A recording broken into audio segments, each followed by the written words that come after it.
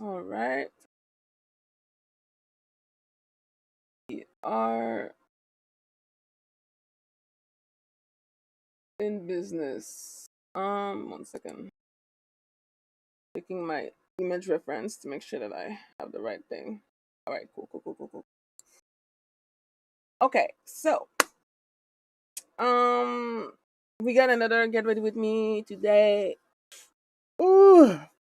Also, I'm trying really hard to not be moody, but I'm moody. Someone stole a package that I've been waiting for like weeks, and I'm feeling a little bit murderous because it was a very expensive package that was my gift, my Christmas gift from me to me that I paid with my hard-earned money, and some bitch in the fucking building decided to get. Ooh, honey, if I find the motherfucker who did this, we're gonna have a problem. I might catch a case. So yeah, I'm gonna try to change my mind with a get ready with me. Um,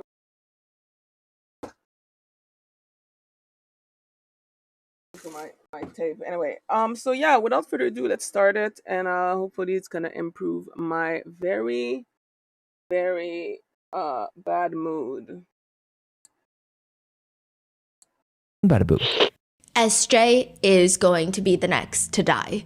That is the most likely, reasonable conclusion that everybody in his life is coming to. He's gonna be next. He's gonna be the next one to die. Especially right now because he's just wandering around this empty, strong, disinfectant, chemical scented hallways of the morgue.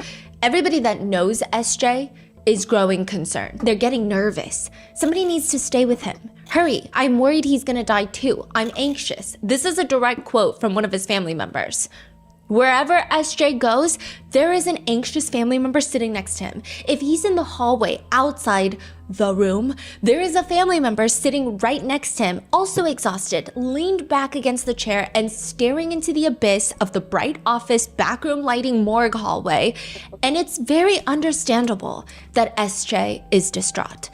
SJ's wife is laying on a steel table in the room right behind him, right next to all of his family members, and they're about to cut her open to see how she was killed inside of their house, inside of their newlywed home after they had been married for only 3 months. She is killed in the middle of the night, and because SJ is drunk and passed out on the couch, he has no clue what happened to his wife inside the master bedroom, the primary bedroom.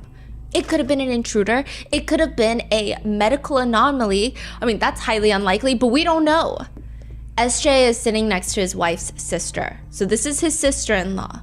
I mean, she's also grieving. She would more so be in a state of shock staring at the hallway in front of them.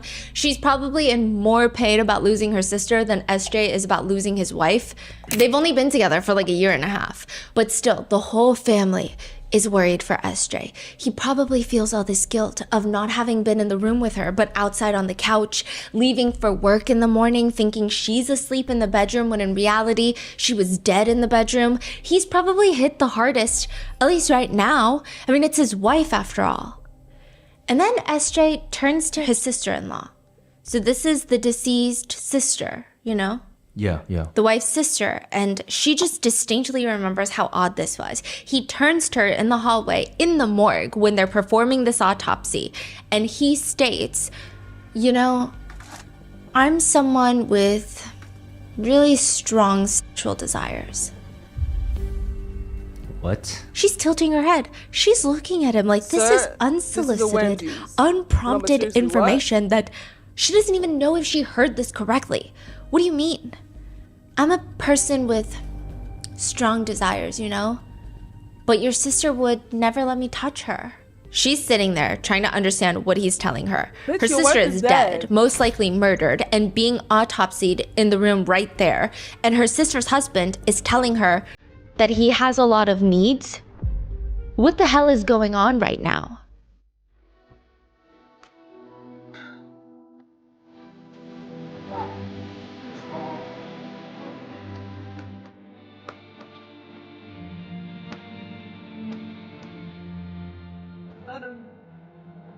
Nothing was. Might be the new excuse We would like to for thank people today's to leave sponsors who their have made it spouse. possible for Rotten Mango to support the National Network to End Domestic Violence, a nonprofit organization whose mission is to eradicate all partner relationship, workplace, and stalking violence. This episode's partnerships have also made it possible to support Rotten Mango's growing team. We'd also like to thank you guys for your continued support. As always, full show notes are available at rottenmangopodcast.com. A few disclaimers for this case. There are mentions of SA and a lot of mentions of pregnancy loss, so please watch with caution. This case also takes place in South Korea. We had our wonderful Korean translators help us with this case. However, if anything ever gets lost in translation, just please let us know in the comments. And with that being said, let's get started. How do you know Satan's not your neighbor? I think it's a good question. Okay, perhaps one that is never asked and only ever answered in typically a life-threatening manner. There is this tradition, though, in South Korea where if you live in a big apartment building, every now and then you will get a ring on your doorbell. You look at the intercom screen, because a lot of these apartments will have a screen even if someone's right outside your door. Or sometimes you look through the tiny little peephole and you have one eye open and you'll usually see one or two people that you have never seen in your entire life standing outside your apartment door very awkwardly. You don't know how they got access into the building, let alone why are they standing at your door? You don't know. But you look down and they're holding a paper bag with stripes. It looks festive. It looks like a gift bag. You look back up and they're now staring directly into the peephole with this awkward, polite half smile. They know you're on the other side staring at them. You know that they know. And so now you've got to open the door. So that's what you do. And they let you know, hi, we're the new neighbors upstairs. We just moved in. We wanted to bring you rice cakes. The tradition lives on. It's not as big as it used to be, I will say. The apartment buildings in Korea have gotten much larger. It would just not be fiscally responsible to buy rice cakes for all 132 neighbors of the building. But in smaller communities, people have stopped doing it too. I mean, it's a shame because the tradition isn't just about meeting your neighbors and being cute and being polite and bringing them rice cakes. It's to drive out evil spirits. That's the symbolism behind the rice cakes. If Satan were to live next door to you, you drive them out the building like a mass exorcism via a red bean rice cake. That's the meaning. Satan notoriously doesn't like rice cakes. Who would have known? I mean, obviously, it's an exaggeration of a tradition, but you get what I mean. There is a meaning behind it. And so that's why December 2024, Haeyoung and her husband SJ, they are distributing rice cakes to everyone in their building. They just got married. Neighbors in the building are actually kind of stunned because usually it's high schoolers who will come distribute the rice cakes because their parents are forcing them to do it, or it's elderly couples. But you never get two young couples who willingly, on their own accord, decide that they're going to pass out rice cakes. It's a tradition that's dying in the younger generations, so it's actually very cute. Haeyoung and her new husband are doing this, and if you ask anybody about Haeyoung, if you ask anybody about SJ, they're gonna say, if anyone's gonna pass out rice cakes to their neighbors, it's gonna be them. Haeyoung and SJ got married December 2024. One of Haeyoung's friends had stood up during their wedding to make this toast, and this is verbatim. Finally, a man worthy, a man with a big heart to embrace our Haeyoung. Seeing the way you look at Haeyoung, the way you talk to her, your tone of voice, the way you take care of her so attentively, I think as friends we realized maybe it's okay to let Haeyoung get married now. I hope you guys live happily. Maybe it has to do with the fact that they're 34 when they get married. It just feels like they were waiting for the right person. And because they're more established, they know what they want in life, they find the partner that fits perfectly. Haeyoung's older sister, Mimi, this is a pseudonym, she's very happy because she says, I mean, it was the wedding that Haeyoung always wanted. It was her dream day. It's her dream wedding venue. It's her dream wedding dress. She was just so happy. I was just so happy. And her husband, SJ, is calling our parents mom and dad. And it's just like one of those wholesome relationships. They kind of stand as an example for maybe why people should wait until their 30s to get married, because it feels like that's the time that you find your partner and everything is just kind of working out. They're both incredibly polite. They're diligent with work. They're very traditional when it comes to following customs. Example, the whole rice cake thing. Haeyoung's friends say, okay, sometimes it's awkward when you're hanging out with couples and then a wife or a husband snaps at the other party and now the whole entire table is uncomfortable and it just feels like, ooh, someone's ego's getting hurt, someone's gonna get into a fight. It's a whole thing. But they say with SJ, he would just make it less awkward even for the whole friend group. He would just talk back lovingly, even when she's snappy, and say things like, see, are you guys seeing this? She has me totally wrapped around her finger. These are real messages between the couple. Haeyoung is asking about a gift that SJ had given her, and she says, what is this? Thank you, heart. He says, it's from my heart. Heart emoji. I love you, my woman. I love you too. Heart emoji. I miss you already. Me too. Like, it's just they text like they're still in the honeymoon phase. It's like they're obsessed with each other. And then 2 months into being what people would call, maybe even jinx, the perfect marriage. So like February 2025? February 19th, Haeyoung texts SJ. I think divorce is the answer. What? Let's get divorce papers in the morning when we wake up. Exactly a month later, so now 3 months into their marriage, they are still not divorced, and Haeyoung's mom gets a phone call from SJ. Hello? She just hears him crying on the other end, and this is again, verbatim. Hello? What's going on? Why? What happened to Haeyoung? He's not responding. He's just dry heaving, sobbing. Talk to me. Tell me what happened. Another man clearly takes the phone, and his voice, I mean, this is a stranger, at least to Haeyoung's mom. She's never heard this man's voice before in her life. Ma'am? What happened to my Haeyoung? What's going on? I'm a police officer. Your daughter passed away between early yesterday morning and this afternoon. What? What is my son-in-law doing right now? Can I talk to him? He's completely out of it right now, but you guys will need to discuss having Haeyoung's body moved to a morgue to potentially be autopsied.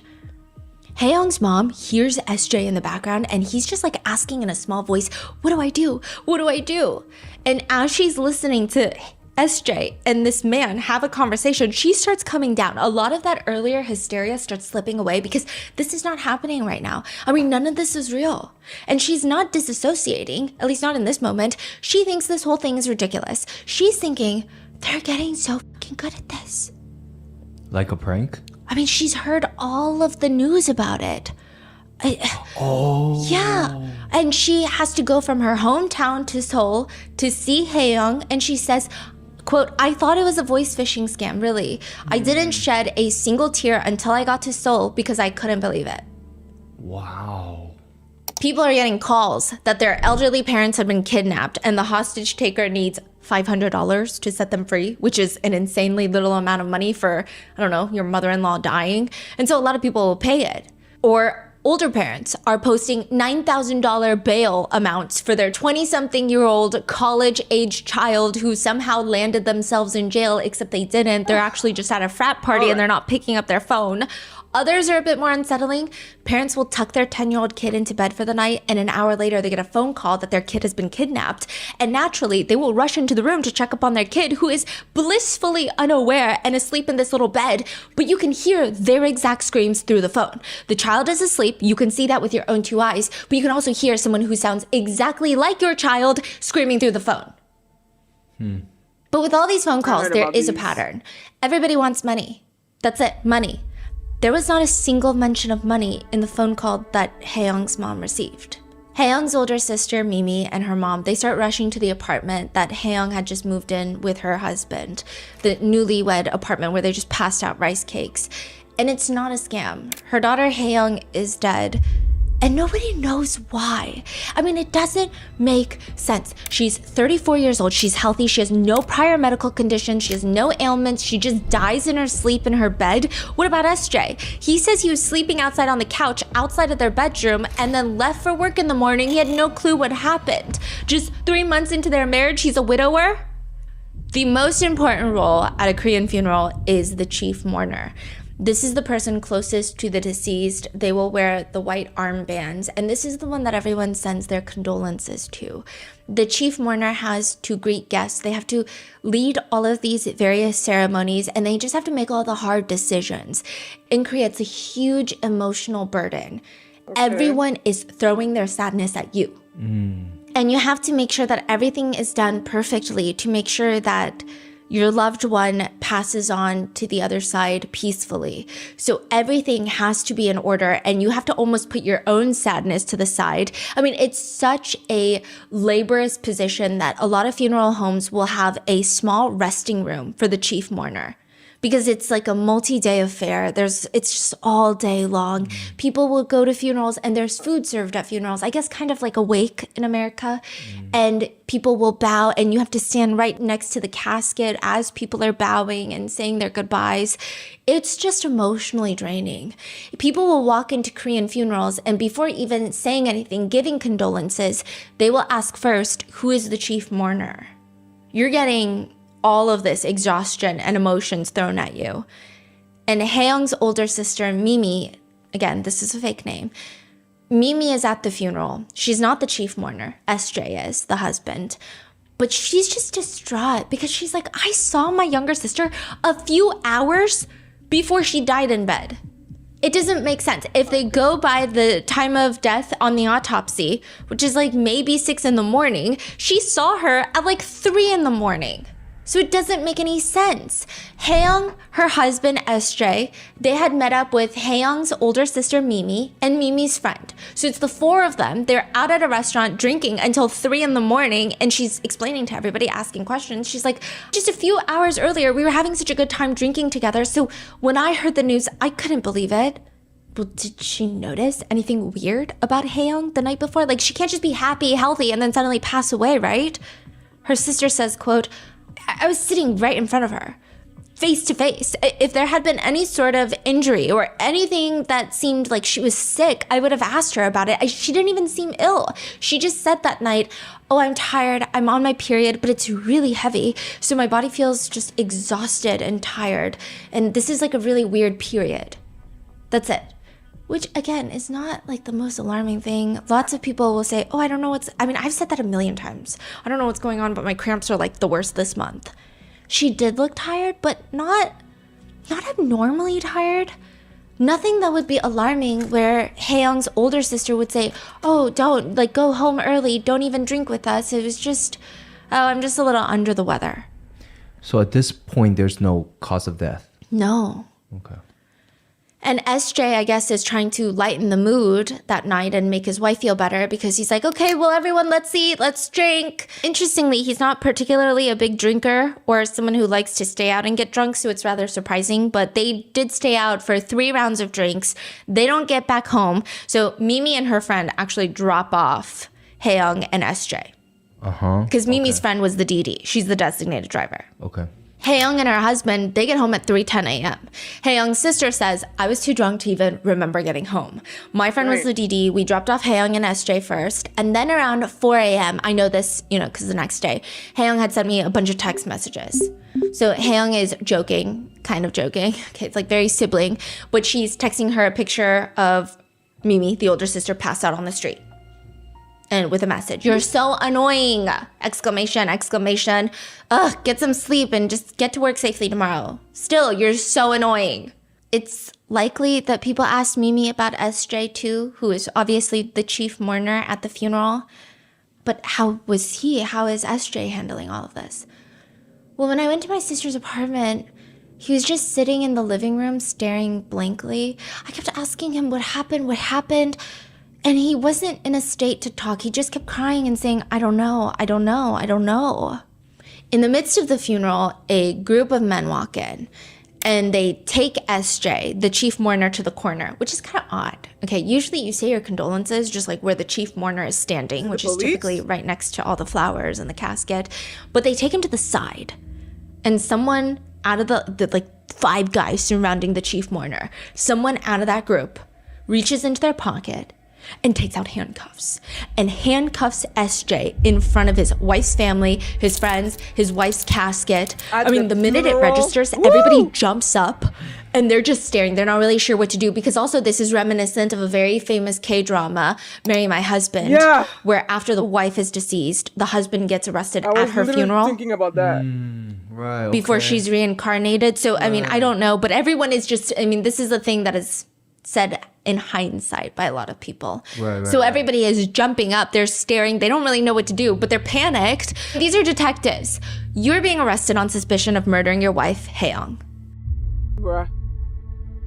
The people interviewed at Haeyoung's funeral would say It felt unreal.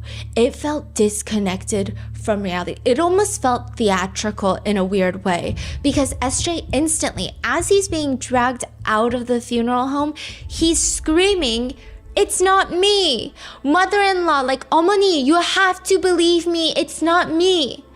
And then with his hands cuffed behind his back, he does a 90-degree bow to Hae-young's father. And he's like, I'll be back, it's not me." And then his eyes are wide open. He looks hysterical. He looks bug-eyed. And then Hae-young's sister, Mimi, and her friends notice the corner of his lips lift up. Like he can't help but smile. What? There is a website that talks about how to have the perfect marriage, how to satisfy both partners in the union. And it reads, "A wife cannot flatly refuse her husband. She may only ask for a rain check, and then she needs to make good on that rain check as quickly as possible. A husband has the right to confront his wife's sexual refusal as a sin, not only against him, but also against God. A husband ought not to feel guilty for having sex with his wife when she is not in the mood if she yields, even grudgingly. A husband needs to use prayerful discernment to discover if her reasons for, quote, not being in the mood are for legitimate physical or mental health reasons, or if the problem is wrong thinking and wrong attitude on the part of his wife." How do you decide what is legitimate and what isn't? Because if it's from the husband's perspective, he's not in his wife's shoes. He's not in his wife's brain or mind. So, like, who gets to decide what is a legitimate reason to refuse sex? Because I personally do not give a flying fuck about God. So, to be fair, I would also not marry a religious person who think that I owe him or her sex. Otherwise, I would make God angry. I could never marry someone like that, obviously, because then I think that I would end up like one of those memes on TikTok where the girl is like, "Did you kill your husband?" I fucking did. Why? He deserved it, you know? But yeah, no, I hate this kind of mentality. It irks me. It irks me. Nobody owes nobody sex. Regardless you are married or not, nobody owes nobody sex. No means no, regardless whether you are or are not in a relationship. And if you are in a relationship where your partner makes you feel like you owe them sex, take a frying pan and bunk them on the head. I choose violence before communication when it comes to these kind of topics. I just feel like violence is usually something that people understand first more than words for some reason. That's just me though. Listen, I'm not a religious person, nor do I think the blog author of this website is a religious person either. However, with an appropriate amount of common sense, I can easily tell you that if you have to ask God why your wife doesn't want to sleep with you, the problem is within. But because this man knows how to write words and string together somewhat grammatically correct sentences, he wants the world to see and applaud his very mediocre grasp of the English language. He continues, "If her reasons are legitimate, then she needs to seek medical or psychological help as soon as possible. Most people think of sexual immorality as only someone having sex outside of marriage. But remember that when something is immoral, that means it is a sin. And we know that sexual denial in marriage is a sin. Therefore, it is accurate to call willful sexual denial in marriage an act of sexual immorality. Intelligence is not a requirement to have access to a working keyboard, to clickety-clack. And unfortunately, stupidity is something that some people, like this author, can work towards being the best at, truly excel at. After all, it is a man's prerogative, right? He continues, "Biblically speaking, the husband is the spiritual authority in his home, and he has the biblical obligation to first attempt to discipline his wife, as she is his responsibility. Only when he has exhausted all forms of discipline and she remains defiant and divorce is looming should he approach a counselor to act as a witness to her sin." Okay. It goes on to say the forms of discipline a husband should use if the wife does not want to have intimate relations with the husband is not to take a shower, to take a self-help class, not to get your own ducks in order because something's probably wrong with you. They say, stop taking her on dates or trips. Another step includes, you know those dinners that you cook or the vacuuming you do? You know, just like basic chores of someone who lives in a place of shelter there. and they should be doing. You know those things that really she should be doing, but you have simply been trying to be nice and doing for her? Stop doing them. Right. Stop giving her those nice back and shoulder massages she loves so much. And then it says, if she is financially dependent on you, remove all funding for her aside from food and shelter. And if she still doesn't listen, the last few steps are rebuke her before witnesses and bring her before the church. They end it with a good old, why buy the cow when you can get the milk for free? Well, once you bought the cow, you are supposed to get the milk for free. I fear that this website is not reflective of Christian values or Christian husbands or happy husbands. However, it is reflective of people who do exist in the ether. There are married partners out there who firmly believe that after marriage, they are entitled to sex. There is a whole subreddit that you can go on called r/changemyview, and we've talked about this forum before, but people go there to never change their view. Like, nobody ever changes their view on there. They go to get off on the arguments in the comments. I don't know why this sub even exists, okay? But it is interesting to read. So I get the appeal. However, views are never changed. And the way that the posts are written, I mean, you start thinking, how could you have a separate view aside from this one? That doesn't make sense. One Reddit post reads, change my view. Marriage does not entitle anyone to sex. In the old days, men were legally allowed to R-word women within marriage. It was not considered R-word at all. It goes on to continue and argue that in order for R-word culture to be undone, we are going to have to reconceive marriage utterly in such a way that nobody will ever be under pressure to give up their rights to their body and let their bodies be taken in marriage, which I don't really think is a hot take. It's not a hot take, yeah. I mean, there were some arguments for like semantic interpretation of the post, but one person, probably a guy, responds, how far does your view extend? Does it say extend to marriage doesn't guarantee you access to a man's wealth or resources? I love when people just like have imaginary money that they're hoarding from like potential gold diggers. Exactly. What are we talking? Like them motherfucker crying. Like in my 30 years of life, not that I have met a lot of them, but really, really, really, really, really rich men never complain about gold diggers. Why? Because they can't afford it. They don't care. But men who be making $50,000 a year after taxes be like, oh my God, you just want me for my what money, bitch? We're in 2026. Everything is mad expensive. Your $50,000 a year ain't gonna cut it. You can barely pay rent. Never listen to somebody who's crying about a gold digger. Them motherfuckers are usually broke, which is why they're crying about gold digger, imaginary gold that they don't even fucking have. So, yeah, if anybody yells at you for gold digging or accuse you of being a gold digger, say yes, I am, bitch, because in this economy, I ain't judging nobody being a gold digger. Have you seen the price of milk? Be a gold digger. I couldn't care less, but just be wary of the people complaining about gold diggers. They're poor. On God, they're like, they don't have money, which is why they're complaining, which I can understand. I don't have money. I'd be complaining all the time. But I'm also not necessarily looking to fucking be in a relationship. But even if I was a guy, I really hope that I would not have this dumbass mentality that some chick wants my $40,000 a year after tax money. Because that is absolutely fucking ridiculous. Oh, ciao. Talking about right now, just like make-believe stuff, but they go on, or is it just your view that sex is the only place you get a choice? Another person has a less polarizing yet differing viewpoint, writing, depends on what you consider entitled to. Everyone is entitled to be in a relationship that meets their emotional and physical needs. This includes sex. If the relationship doesn't meet said needs, whatever they may be, then a person has the right to complain, to discuss it, to work it out, or to leave if the needs cannot be met. So while you are correct that marriage does not give you the right to R-word someone by forcing them to have sex, you are entitled to have your emotional and physical needs for intimacy and sex met by your spouse and to be disgruntled if they're not doing so. Another one responds very weirdly. I agree, but I must ask, why the hell would you marry or stay married to someone who doesn't want to have sex with you? Another person writes, I would say sex is basically part of the marital contract. I mean, you're basically just friends or roommates otherwise, which you wouldn't need all the legal complications of marriage for that. So yeah, you are entitled to sex from your partner. You are not entitled to shit.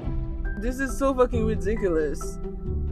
First of all, if you are in a relationship, you hopefully have a good communication with your partner. You are respectful of their needs and mental state, physical states, etc., etc., etc. A healthy relationship, none of the partner will feel entitled to their partner's body. Now, psychologically speaking, obviously it's normal to feel a little bit frustrated if, like, I don't know, you want it but your partner doesn't. I mean, we've all been there, like, oh my god, I'm horny but he doesn't want to, and that sucks. And then you move on, because that happens. Sometimes one of the person does not want to have sex, but the whole entitlement is the issue. You're allowed to have feelings and keep them for yourself, because again, there's literally the idea that your partner owes you sex is, and it's very rapey too. Like, it's very, very rapey in my personal opinion. So yeah, that's not gonna work for me. And then you click on like a suggested change my view. A woman who expects her husband to completely devote himself sexually to her, yet refuses to have sex with him, is both selfish and cruel. If a woman refuses to have intimate relations with her husband, the husband then has every moral right to check out women, flirt, view videos, and even in certain cases, cheat. A woman has every right to refuse sex if she doesn't want it, but freedom to choose also means a prohibition on a man from having any sexual outlet whatsoever is very wrong. Cheating is a violation of exclusive sexual intimacy, but in a sexless marriage, there is no sexual intimacy had.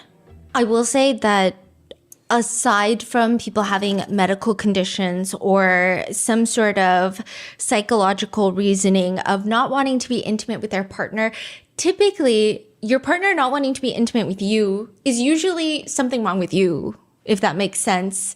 Like, these husbands, I would say that this is not the majority of married couples or reflective of husbands or anything like that.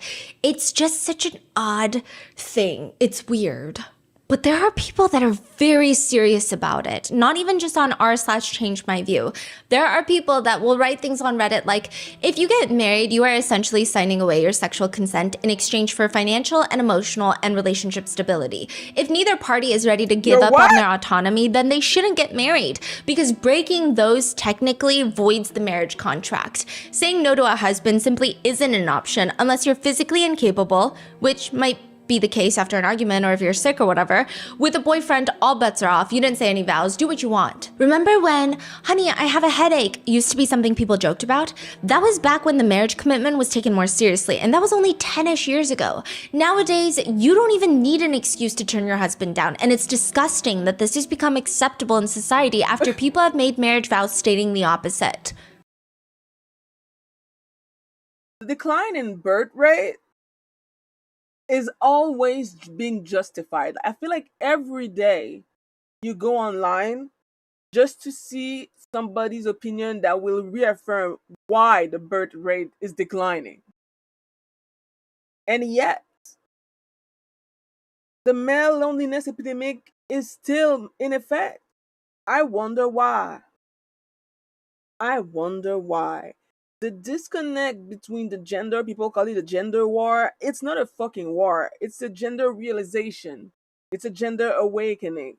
It's a, man, we're low-key kind of fucking tired of feeling like shit and feeling like, we're kind of being told what to do even though we don't necessarily want to do it, and a lot of other systemic issues.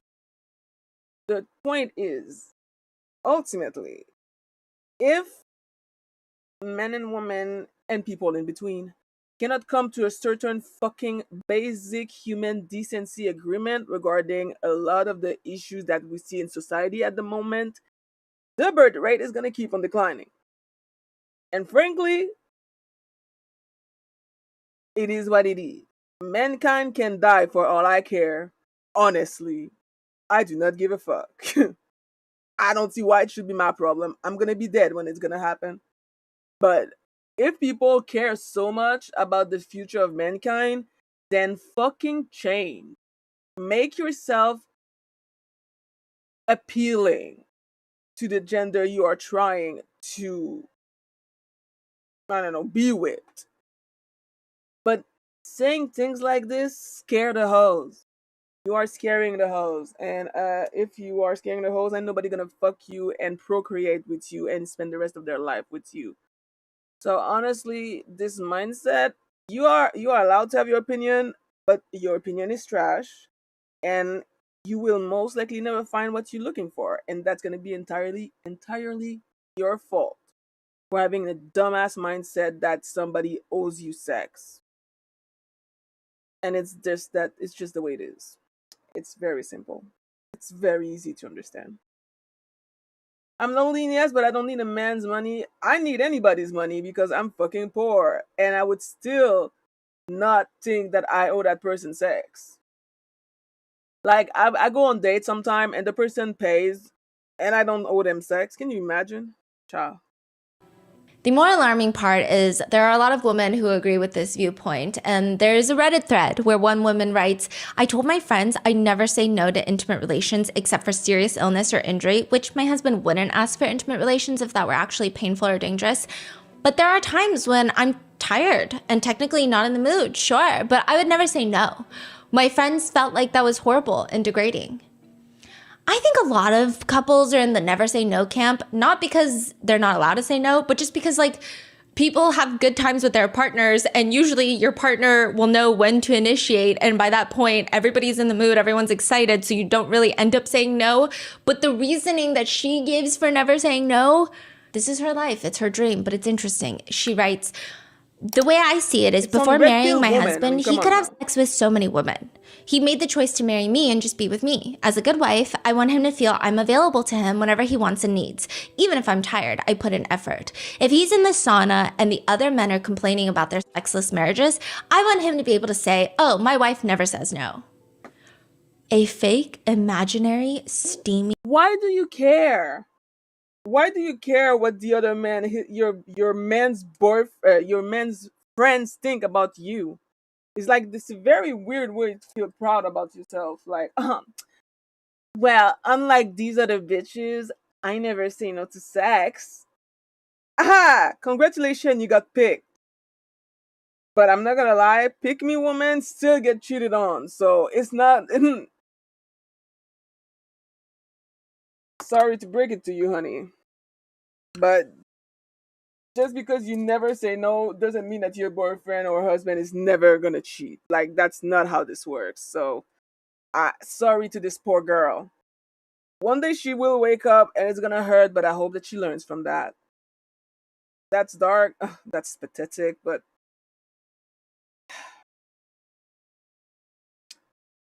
listen, some people don't want to be saved. It is what it is. Hot, sweaty sauna session between a bunch of dudes is like the strangest thing to revolve your life around as a wife, but like here we are. Unfortunately, this seems to be a much bigger sentiment than I thought. SJ falls directly into this group. His friends say, SJ had some unique outlooks on marriage, relationships. He would say to us all the time, if I can't have sex with my wife, where am I supposed to get it? Should I go pay for it? But like, he was drunk, or he would say things like, look, if I want to, she needs to do it. That's what marriage is. But again, he was drunk, so maybe he didn't mean it.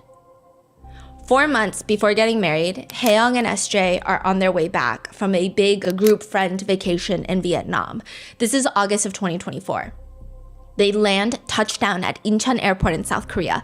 Haeyoung feels odd. She goes to the restroom, and within minutes, there are ambulances outside of the airport. She is being rushed out. There is blood everywhere. It is so much blood to make any sense, because it doesn't make sense, because she's miscarrying. 6 months into dating Haeyoung, SJ and Haeyoung had gotten pregnant. They actually found out a few days before going to Vietnam. Oh, This is like a trip wow. that they had planned for weeks with their friends.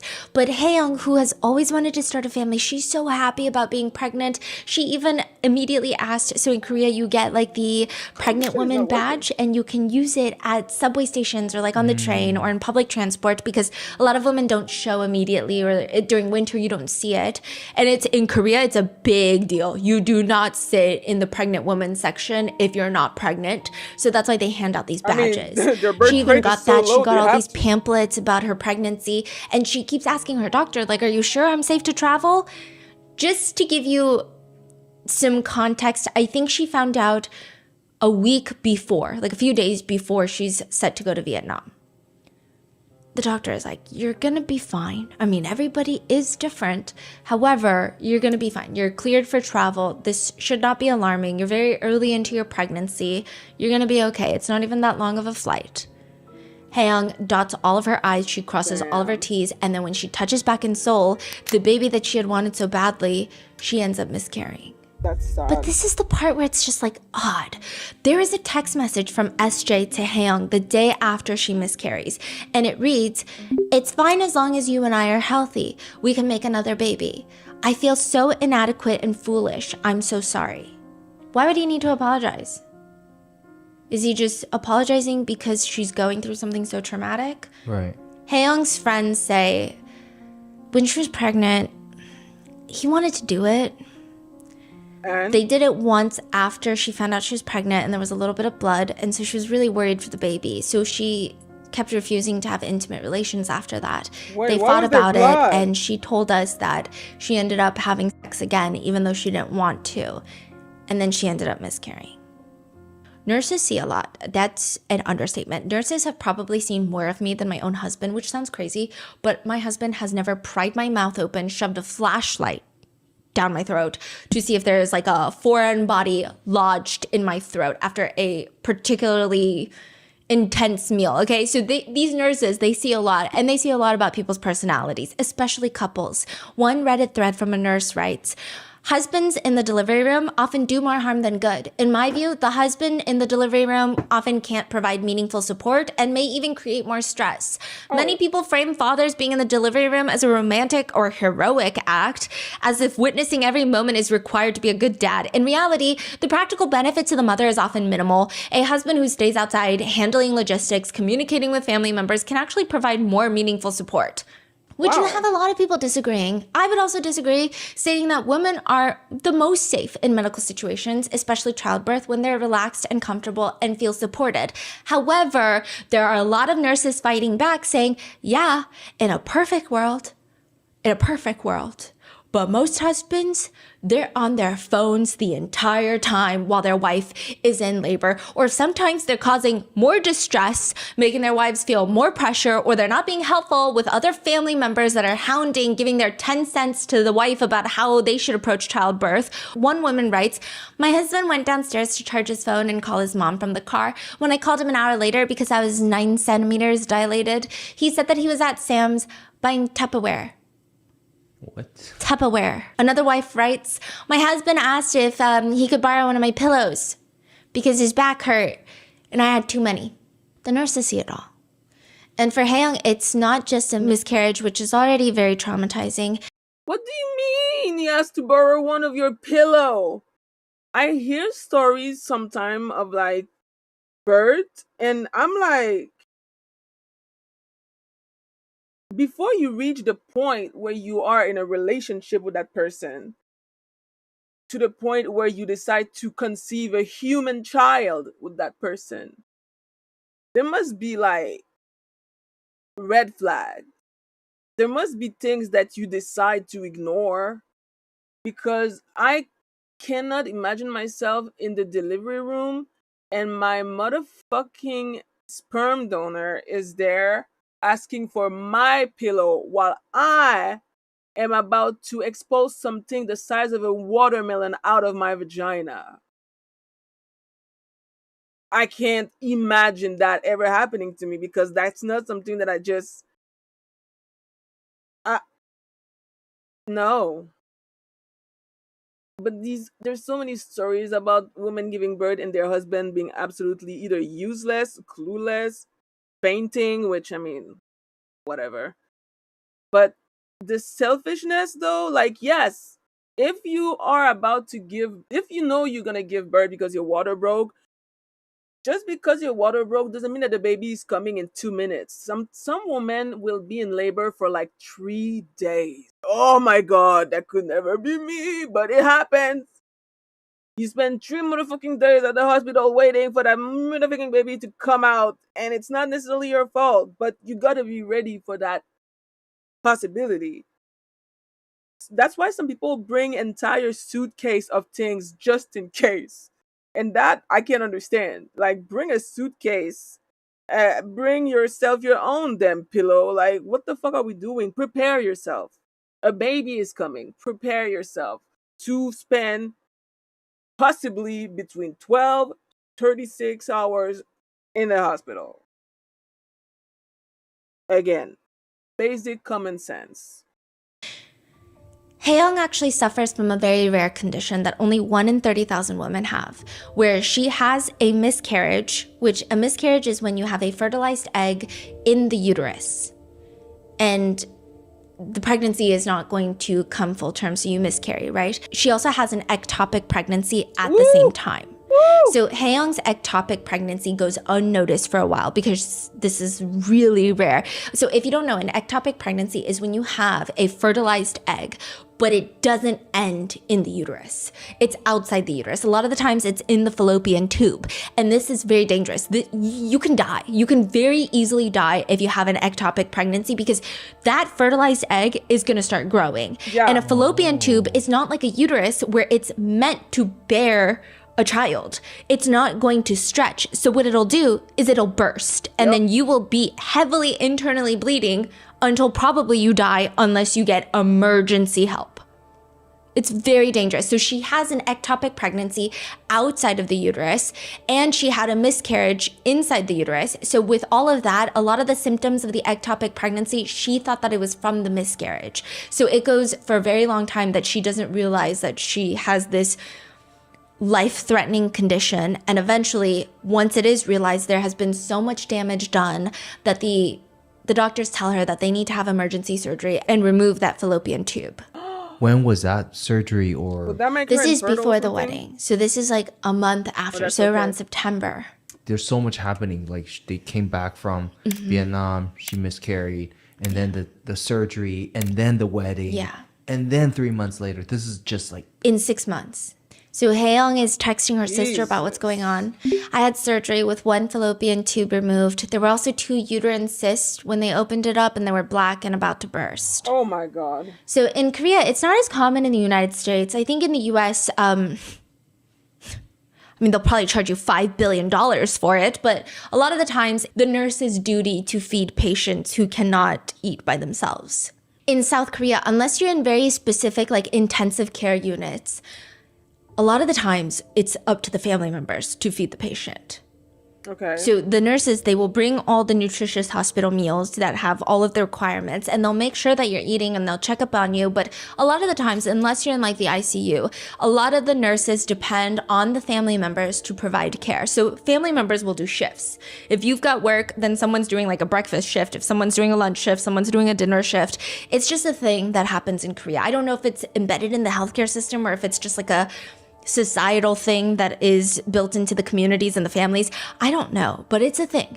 So every time Haeyoung is recovering from the surgery, she's laying there. Every time the nurses bring food, Haeyoung doesn't want to eat. She has no appetite. She doesn't want to do this. She's exhausted. And it's up to the family member to airplane that spoon, to beg, to plead, to negotiate that your loved one eat the hospital food.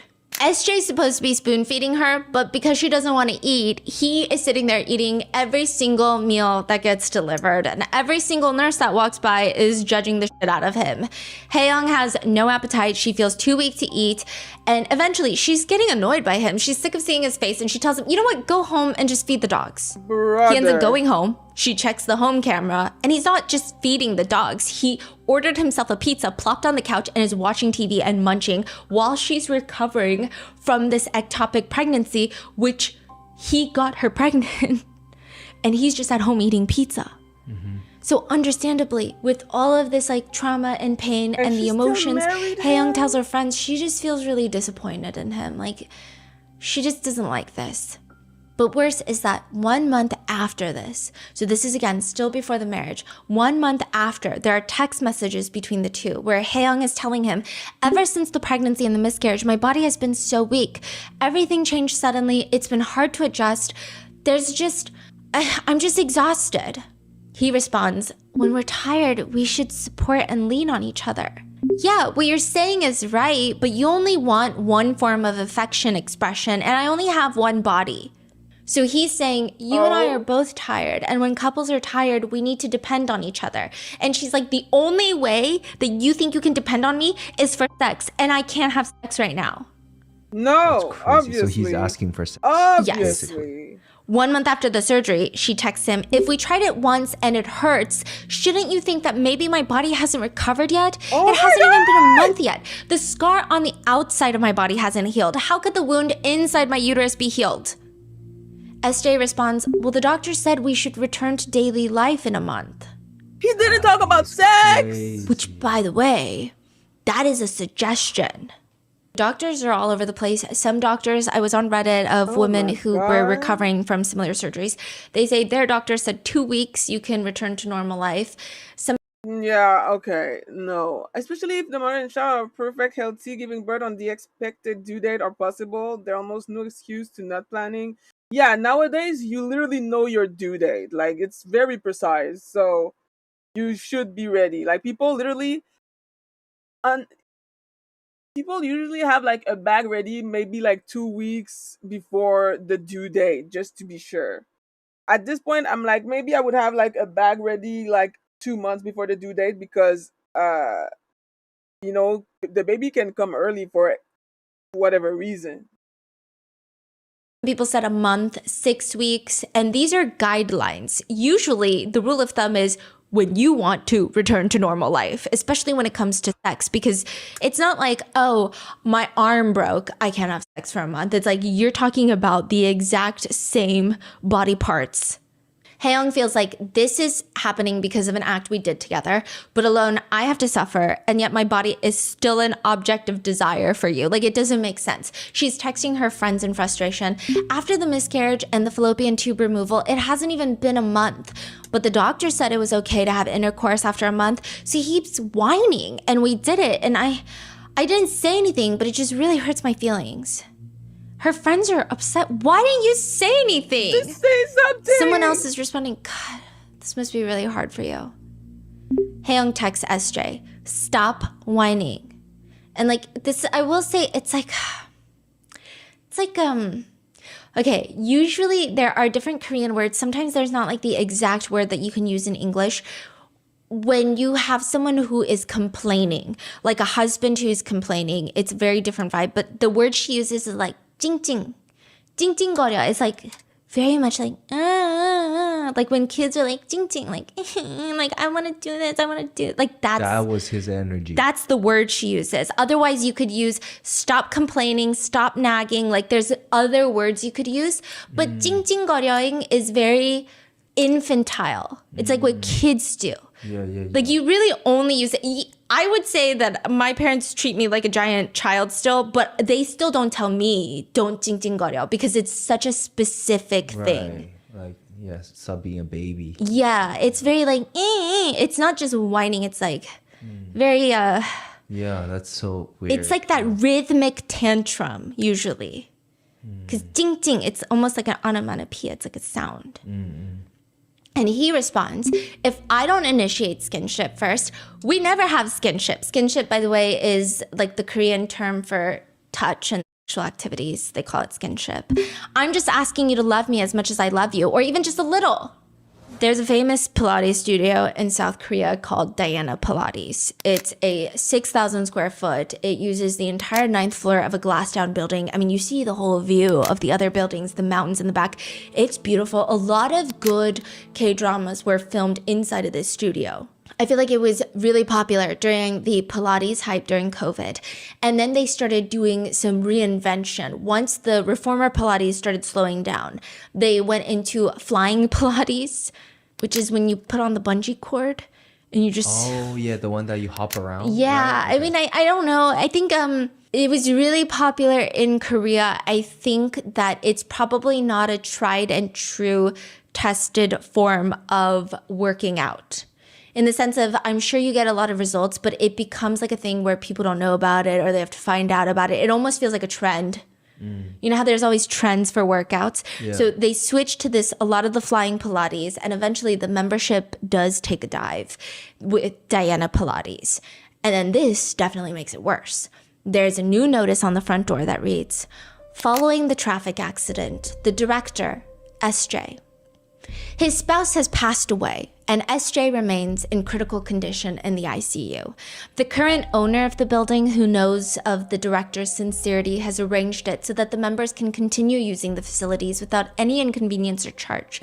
Members may rest assured and continue using the premises as usual. We will continue to repay you with a better environment and service. We ask for your attention and your support. Wait, is he the owner or he's the... Yes, SJ is the owner of this Pilates branch.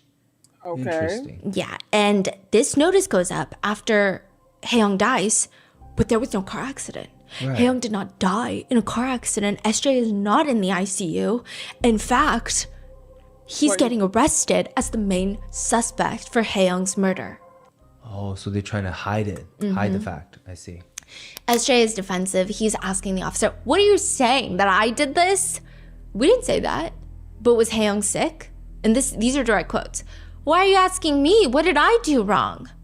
SJ tells the police, I have no idea what happened that night. He explains they came home after drinking, and even with drinking, Haeyoung has really intense insomnia. So the typical routine is that he sleeps outside on the couch until she can fall asleep inside the bedroom, and then he'll quietly go into the bedroom and sleep. She has trouble falling asleep, but once she's asleep, she's not a light sleeper. He goes into the room a few hours later, and he knows for certain she's knocked out. He's like, which by the way, I'm not like awake for all of this. I fell asleep with the TV on outside in the sofa. I woke up early in the morning to go use the restroom, and that's when I was like, oh, she's definitely asleep. Let me go sleep in the bedroom. I moved back into the bedroom. I lay down next to Haeyoung, and then I wake back up to go to work, and she's still asleep, so I'm letting her sleep in.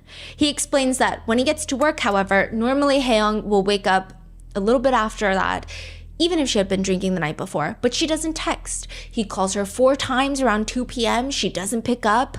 How are you still asleep till 2 p.m.? He's like, this is weird. He runs home. She's dead on the bed. He calls emergency services, and that's all he knows. He doesn't know anything else. Oh boy.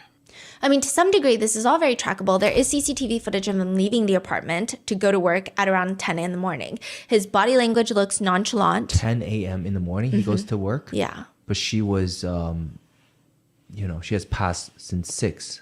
Yeah. Right? Okay. Since 6? And he looks really relaxed. And He she's starts still walking in the awake direction and that work is. sleeping? But when the police ask his employees if he got there as he normally does, they say, well, no, March 13th was weird.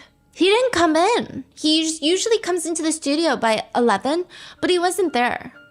He did text me though. So one of the Pilates instructors is like, he texted me around like 1:30 asking me about my paycheck.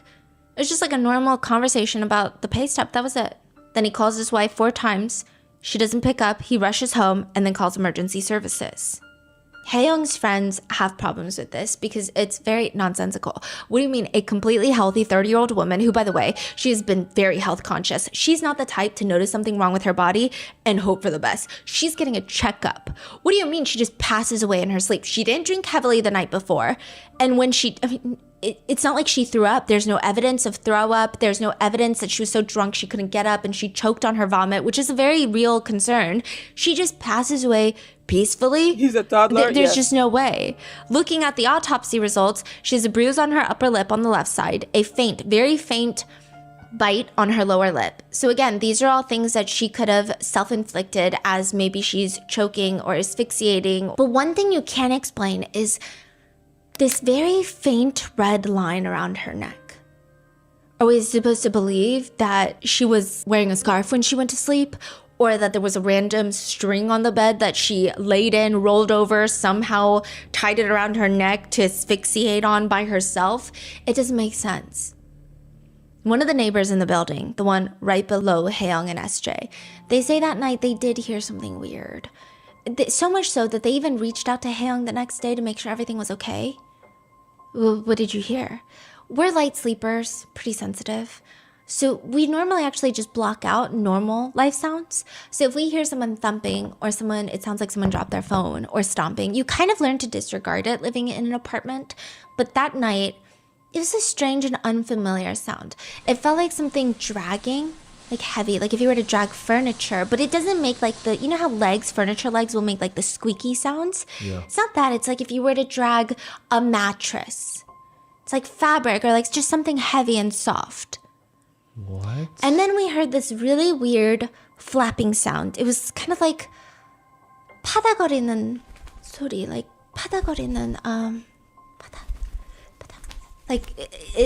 like a bird. Okay, so the word is like the bird wings trying to flap, but you're holding onto the bird. That's kind of the feeling. It's like a flapping noise. It's not like a thumping noise. It's like a flapping noise. It's like a very specific noise. And like that you just don't expect that to hear from a neighbor in the middle of Seoul. And then a strange like, noise. Like, ugh. Don't tell me you fucking Almost as masturbated if after someone is killing like her. breathing out. Like, ugh. That's really Bruh. like clear. That's They what it can feels hear like. very clearly. And it sounded like a woman. It didn't sound like a man. And that lasted maybe about like 30 seconds. They didn't think much of it. They might have thought if it was something else, maybe. But the next morning, they see a bunch of police officers. So they start freaking out. And that's when they text Haeyoung. And they find out that she's gone. Yeah. The flapping noise, how long did you say it lasted? That they don't know. Okay. But they said it lasted a while. Like all of this. And then it sounded like choking for like 30 seconds. Choking? Yeah. Okay. This is where it gets weird. There are home cameras inside the house, which is typically odd. People don't really like to have home cameras inside, especially with a lot of recent developments. So this was earlier in 2025, but recent developments of a lot of South Korean home cameras getting hacked for intimate websites, like illegal websites. But Haeyoung had these 2 dogs. And they were 15. She's had them for 15 years. 15. So she just wanted to make sure they're okay when she's out at work. Her family is like, we gotta look at the house cameras. If we don't know what happened in the house, just look at the house cameras. They get Haeyoung's phone. Not only is the footage gone, the app for the house camera is gone. It's like if someone has a Ring camera, you get their phone and the Ring app has been deleted. Wow. What do you mean? So eventually, SJ changes his story because none of this is adding up. The asphyxiation, the way that she died, the evidence, there's no evidence that an intruder had entered the home. The home cameras had been deleted. He is the only one that could have done something. He changes his story and he says, fine, I killed my wife, but it was an accident. Okay. He says that they had gotten into a drunk fight.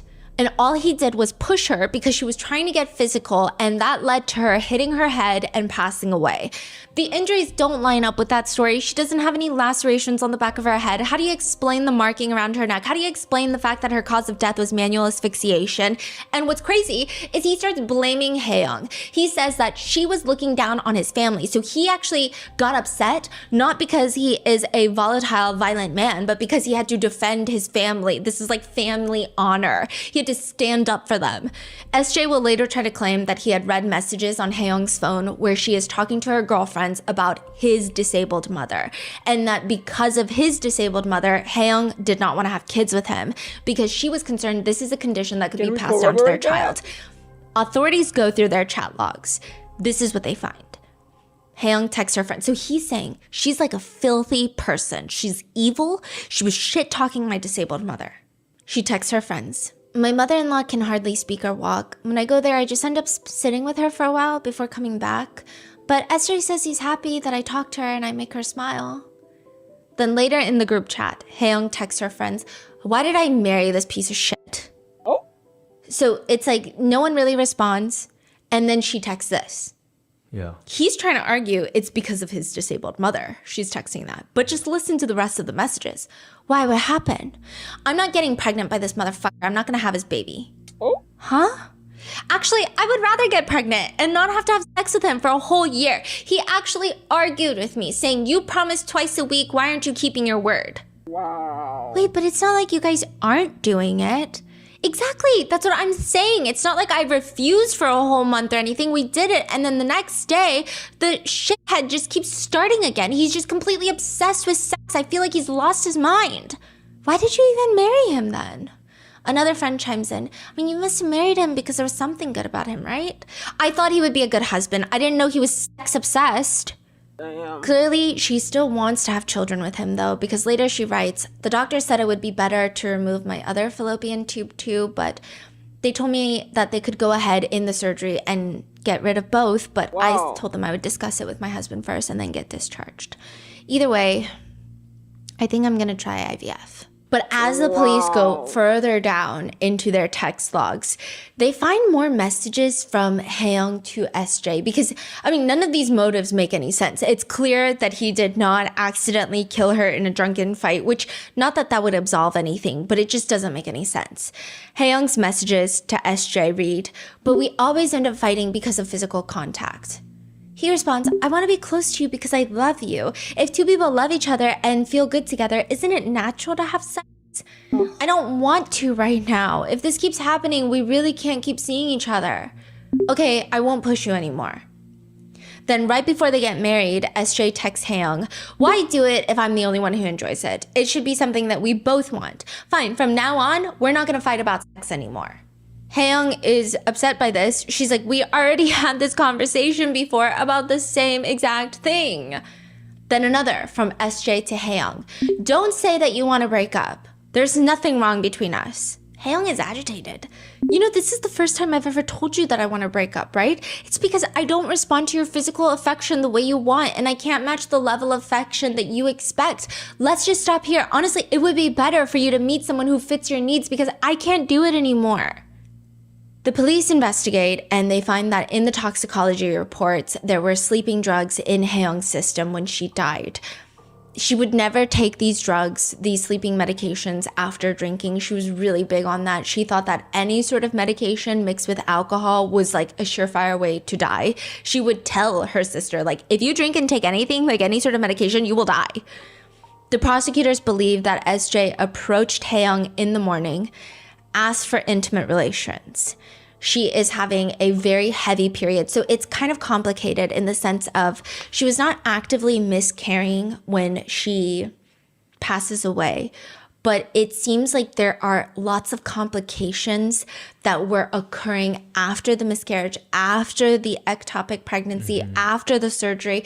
And this period, it wasn't just like I'm just having a rough menstrual cycle this month. It seems like this is the after effects of everything that's happened. She's having really heavy bleeding. She's feeling unwell. He approaches her in the morning, asks for intimate relations. She denies it. And then he decides that he is going to impulsively kill her. That's how he describes it. But that impulsion lasts 12 hours later. 12 hours later. So that's in the morning. She denies having intimate relations. Oh, that's after the night out. No. Oh, wait. So earlier, before the night out, he asks for intimate relations. Yeah. She says no. Yeah. So then they go out, they have a good time, and then he's very upset. He ends up killing her that night. She come back, fell asleep. Oh, that night. Yeah. Wow. This is premeditated. Yeah. Wow. So is that what Premeditated? That's what the police come to, and there is a whole, like a behavioral psychologist that works for the police. They stated, I don't think this is a matter of sexual desire. So a lot of people are saying, okay, is this like a sex addict that is mixed with someone who has murderous tendencies? Not that we're finding excuses, but we're just trying to understand the concept of this, because how does a husband murder his wife because she doesn't want to have intimate relations? Right. Usually you hear of husbands who are having affairs. You hear of husbands for A, B, C, and D, E reasons. This feels a little out of the norm. The behavioral psychologist says, I don't think this was a matter of sexual desire. If it's just really high sexual desire, he could have been sexually obsessed with other women as well. But that doesn't seem to be the case. This seems to be about control. Always. Wow, it's Yeah, always they a found welcome other call. messages where he would text Haeyoung like, "Don't ever think about cheating on me because I will track you down and I will kill you." Now, I know a lot of people love to victim blame and they're going to be like, "Oh, well, she should have left and not gotten married if he threatened to kill her." But I will also say that even in English, I think that there's miscommunication of like, "I'll kill you," like I'll kill you if you do something. Like I guess some people could think it as cute, but in Korean it's even more so because like the Is term it like 죽을래? yeah, or like You wanna oh die? 죽여버려. It's like people say that a lot. Like if someone is late for something, it's very common for family members to be like, "Oh, 죽여버려." It's like "Ugh, I'm gonna kill them. Like I'm gonna kill them. It's very like it's very Yeah. So it was probably texted in that format. But I mean, there were some alarming things about him. And again, this is not me saying like, oh, she should have left. He's the problem, clearly. But there is one time where Haeyoung's friends said they were in the car driving, and this is in Seoul. They get into a fight. He just stops the car in the middle of the road. There's cars honking behind him. And if you've ever driven in Seoul, if you've taken a taxi in Seoul, middle of the it's like fucking New York City. highway? People don't play. Yeah. They're honking and he will not stop. He just stopped and will not stop fighting. The psychiatrist comments, from the perspective of someone like the perpetrator, the victim leaving and becoming another man's wife was unimaginable. So it seems like she had brought up divorce in February.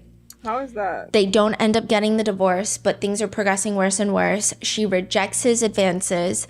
He decides, okay, she's definitely going to leave me then. And then decides with the lack of control, the anger, and his bizarre feelings towards having intimate relations with his wife, he kills his wife. And they write, in other words, if I can't have her, I will destroy her. The case goes to trial. He's sentenced to 25 years in prison because it's Korea. A lot of people think that there could be more to the case in terms of he was alone with his deceased wife's body for hours. People are suspicious of what he could have done. Yeah. And what are those sounds? Him choking her. And Okay, I don't know where the I thought- dragging noise is, though. If she was fighting and then she ended up on the ground and they're dragging in a tussle. I don't know if maybe he choked her somewhere else and then dragged her to the bed. But Haeyoung's mom still keeps photos from the wedding day in her house, but she has cut out SJ out of all of them. And Haeyoung's friends say it's been really hard. And also, this is the thing with SJ, we don't know his name. We don't know what he looks like because of the identity protection rules in South Korea. In fact, we weren't really supposed to know who Haeyoung is, what she looks like, or anything about her, but her parents wanted her to be revealed because they said, you will never understand what was taken from us if you don't see like the beauty in our girl, if you don't know who she is. That's so rare. Yeah, and I think a lot of Haeyoung's friends see this as a way to prevent. I think it's different. So I think everywhere, but especially in places like East Asia, marriage is seen as like you have to get married. It's the next step of your life. And so a lot of people are using this case amongst other cases to be like, hey, you really don't have to get married. Have to get because if you married. marry the wrong person, you could also be dead. Exactly. Haeyoung's friends say, whenever I'm struggling or I'm frustrated or I'm happy, I want to call Haeyoung and I can't call her. And I think about her every single day of my life. And that is the case that recently went viral on Instagram, where it was just like a headline of like, husband in South Korea kills wife because she said no to sex during her period. But it's just there's so much going on aside from that. What are your thoughts in this case? Let me know in the comments. Be safe, and I will see you in the next one. This poor girl, bro. She did not deserve this. Nobody deserves this, but it's just fucking disgusting. And to hear her talk about him, and it's so sad to think that she still ended up marrying him because obviously she should have never been like she should have never married him, but that's not, love is love and love be making people blind. It's just that to hear everything that happened even before they were married and that's what she had to deal with while they were married is crazy to me. Like, it's very, very, very, very fucking sad. All right. Do I want to watch the Epstein shit? No, I do not. It's just a reminder that people actually voted for this fucking pedo. The Canadian hockey team gang rape. I've been dodging this too for the past months because it's just gonna make me want to commit murder.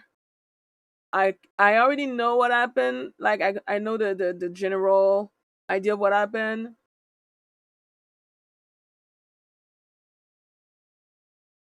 Mm, mm.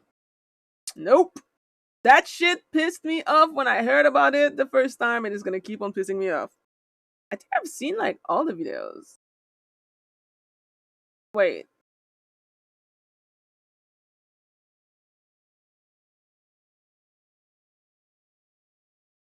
did I watch this one? No, I did not. Oh, I didn't watch these. Interesting. All right. Well, maybe I'm gonna watch that instead. But also, I'm almost done. Mm, I remember this video. It was absolutely. Oh no, I watched this one too. Okay, so I didn't watch this one. I don't know if I watched these two on stream though. I'm not sure. Because this one was a year ago and I did not start watching true crime on stream a year ago. So I probably didn't watch it a year ago. So yeah, sorry about that. Might watch this one unless there's like a more happy video that came out on her other channel because ultimately that last video was just fucking sad, bro. Very sad.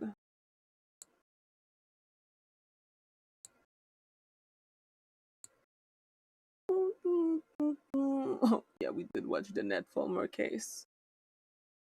Sheesh. I can watch this one.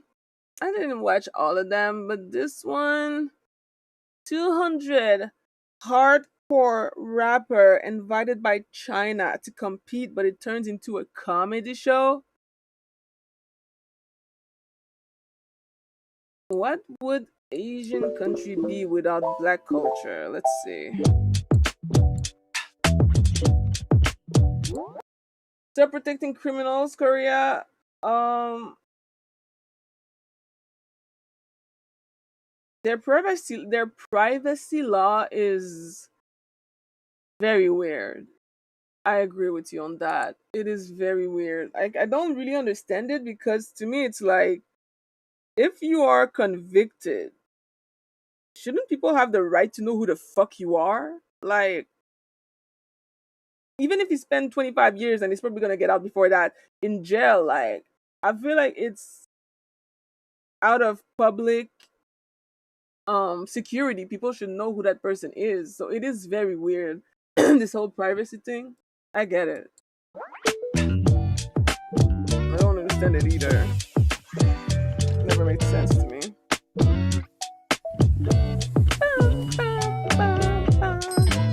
All right. There's this viral video of a Korean rapper, a female Korean rapper, rapping about pew pews. She's literally standing there, white studio background, mic hanging in front of her, and she's like, da, da, da, da. Like literally, she thinks she's shooting people with her finger guns. And let me tell you, this woman put every fiber of her soul into this song. Every ounce of her being was so passionate about weapons of mass destruction. What's the statistic on like mass shooting in Korea and gun violence in Korea? Because the United States have an entire culture just for that. If it wasn't for the mass shooting, you would think this country doesn't have fucking school, judging by the way they fucking vote. But can Korean really relate to this level of like gun violence? Because if they can, that's very funny to do In the that comments, in a country that doesn't everybody's have gun giggling at her like, violence. ma'am, your country don't even have guns. Ma'am, your cops don't even have guns. Ma'am, Okay, that's what your I thought. country's weapons of mass destruction are K-pop light sticks. That's when I started laying in bed and I was thinking, you know that show that my husband talks about all the time that he loves so much? I kind of want to watch it. I kind of want to be bonded to him. I feel like there are a few things. Oh my god. You know? No, there are a few things where sometimes he'll like save a TikTok and then he'll be scrolling and I'm like, can you show me your hearted TikToks? And I'll like scroll through his hearted TikToks and one of them is in Mandarin and it's just a Chinese girl like picking, I don't know, a husband or something and it's funny and he's explaining it to me and then So good. midway translation, he's like, you just don't get it. I can't talk to you about this. And then he'll stop. So I'm like, you know what? I will get educated. I will get educated in your culture. You have been so well versed in Korean culture these days. So I'm doing this for you. I'm not pretty even well versed. Thank you. I know. I feel like I'm more Chinese than you I know. sometimes. You're the expert of Chinaverse. No, it's actually crazy. Okay, no, it's funny because we have nieces and she's like just now learning that we're Korean. And she'll like go around the table at dinner and she'll be like, Mommy's Korean, Daddy's Korean. And then she'll say, Panda is Chinese, Emo Tiffany is Chinese. And then she has no idea what the fuck I am. She's so lost. She's like, I know you're my mom's sister, but you're also Panda's wife. So I'm like confused. What the fuck are you? I'm lost.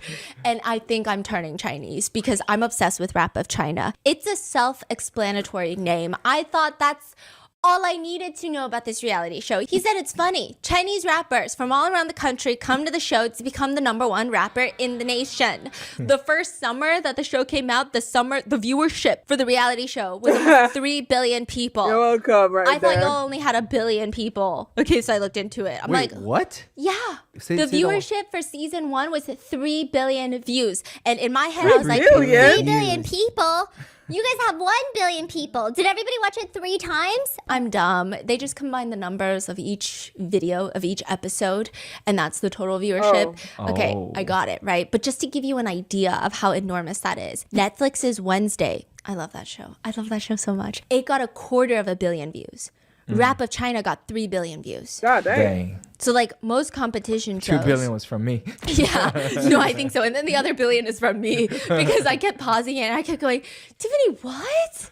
And she kept going, you don't get it either. And then Stephanie, in the process, found her new favorite song. I have been listening to this song. Do you understand? I had to download not download. Am I 50 years old? No, I had to get this song on Spotify. I couldn't figure out the name of the song. I have no idea what any of the song is saying. And I'm blasting this song. Let me explain to everyone. The reason why it's so confusing because the rapper's name is Chinese and it's like freaking 9 characters long. It basically reads, in a minute, I'm gonna go home.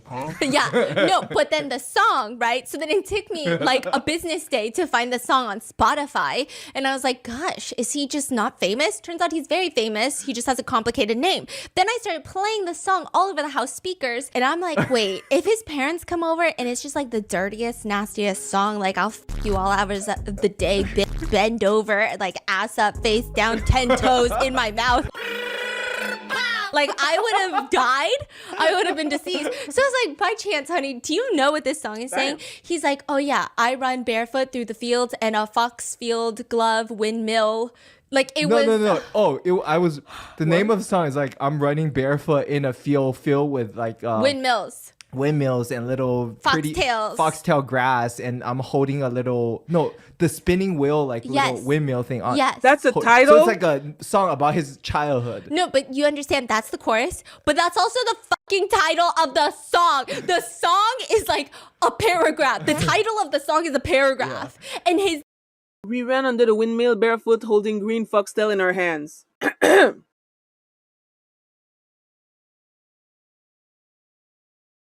Wow.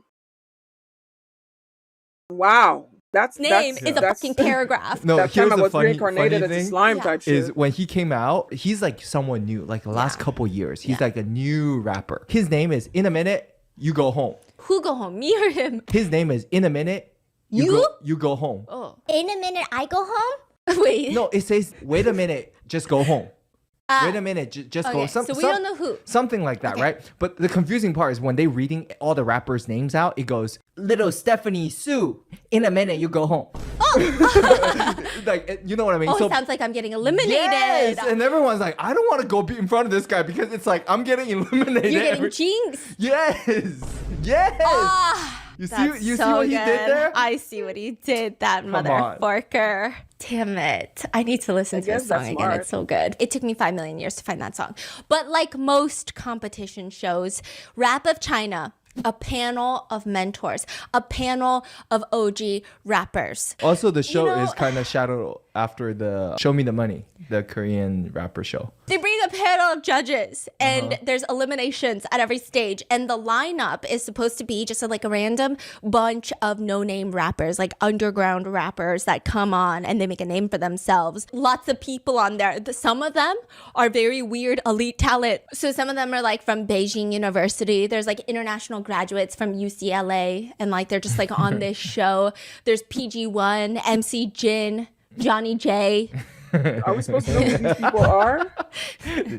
Damn. They don't sound like they could, but like their songs are good, okay? You remember PG1 though, right? I do the remember whole PG1, yeah. scandal, yeah. And then, you know, the way he made it seem was like, gosh, it's so good.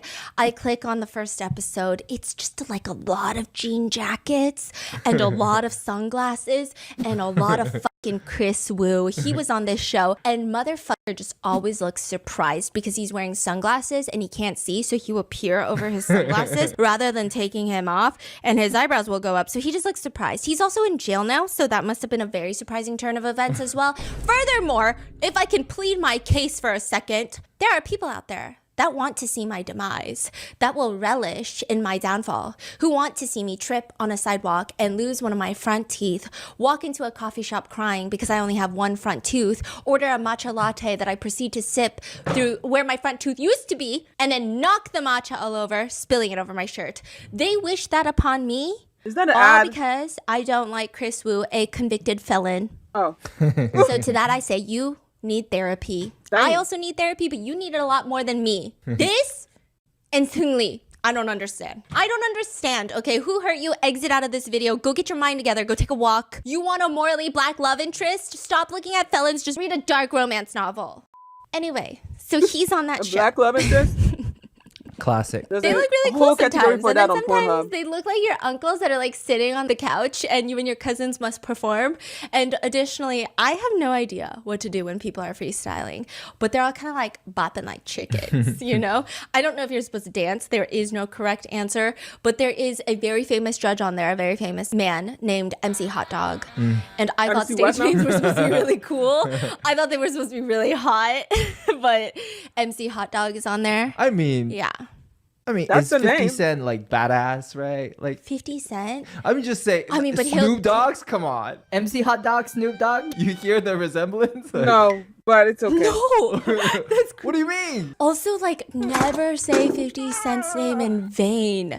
The that he does on Instagram is so terrifying. Like 50 Fact. Cent, 50 Cent is 50 a bully, Cent, bro. everybody loves you. He's an abuser and a bully. I don't give a fuck. That's a simple fact. I remember when I was younger, I feel like often when I would hear about 50 Cent, isn't because he released a banger, because he do be releasing bangers. Nah, it's because he did some heinous shit again to like one of his ex or Ja Rule or whatever. Like that motherfucker is a petty freaking high school bully. On God. And yes, you can quote me on that, motherfucker. He is the worst. I said what I said. Terrifying. MC Hot Dog, you know? MC Hot Dog. People just Yeah. What is he forgot doing because now? he did a He's still doing documentary on this. fucking Okay, he's still He's hot. judging. He's a Okay, heinous he's still. person. Honestly, yeah, anyways. There are 4 seasons of this show from 2018 to 2020. but none in 2021, even though it was one of the biggest shows. But that's also around the time that Chris Wu starts getting exposed for what he did, and the producers decide that they're going to just do a new spin-off show called New Generation Hip Hop What Project. did he do again? That one's good too. That one's good. That's where the song is from. Yes. Yes. Okay. I want this song played at my funeral. I don't know really what it means. Like, it's his childhood, but I want that song. Your whole side of the family will be so confused why that was my song choice, but that's what I want. But they also stopped that show after one season. And then they go back to Rap of China, but they call it Rap of China 2022, Rap of China 2023. And it's a bit different. So the original Rap of China series, they've got underground rappers come in. And these guys, they're crazy. They've names got are crazy goofy. in their blood, in their DNA. They're The names are goofy. You know what's funny? I keep seeing these Indian remix of popular rapper song on TikTok. The accent is killing me, bro. I don't know if they're real or AI. I hope they're real, but you don't even know anymore. But like, people keep saying like 50 cent, nah, 50 rupee. I don't know if I'm pronouncing it right, but that's like the currency in India.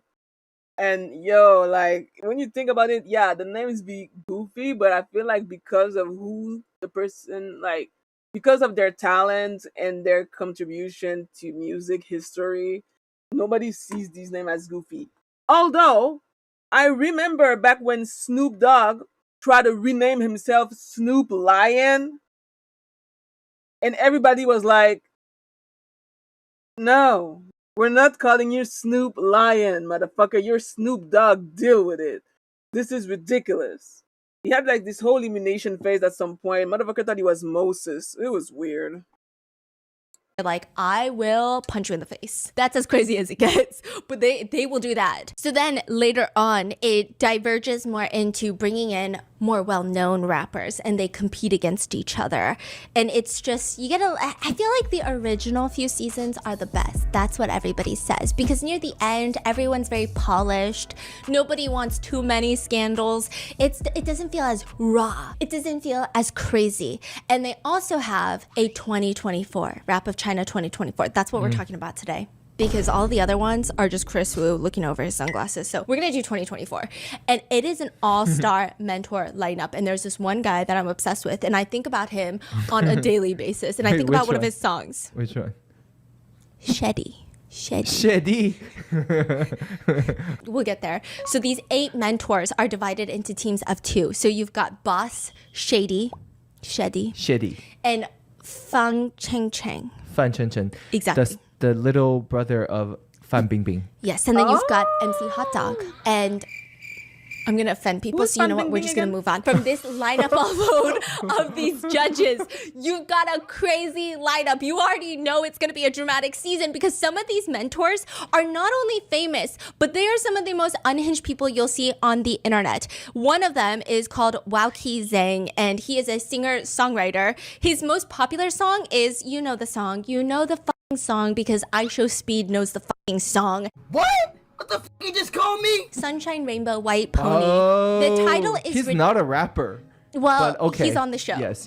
And the title of the song is ridiculous, but wait until you hear the song, because it is a very popular song in America. Even I Show is? Speed streamer Speed's fans recommended it to him, No way that's a real song. You lying. and it got really popular because he reacted to it in his live stream. And when he gets to the chorus, you know, nobody would know that this is actually a children's song in China, because the lyrics are, why are you crying? Everything's gonna be okay. Let it all go. You just have to keep believing. Since there's nothing you can do, why keep hating? Why even care anymore? You have to remember you're that sunshine rainbow white pony. Now, the word that in Chinese, I'm not gonna say it. no, you're not. You're Let me not guess, gonna it say sounds like it. nigga. Sounds like another word that we have in English, but it's not, because it's a completely different language, right? And we also have a word in Korean that sounds like that, but it's not, because it's a completely different language, right? I can understand that. So stressed.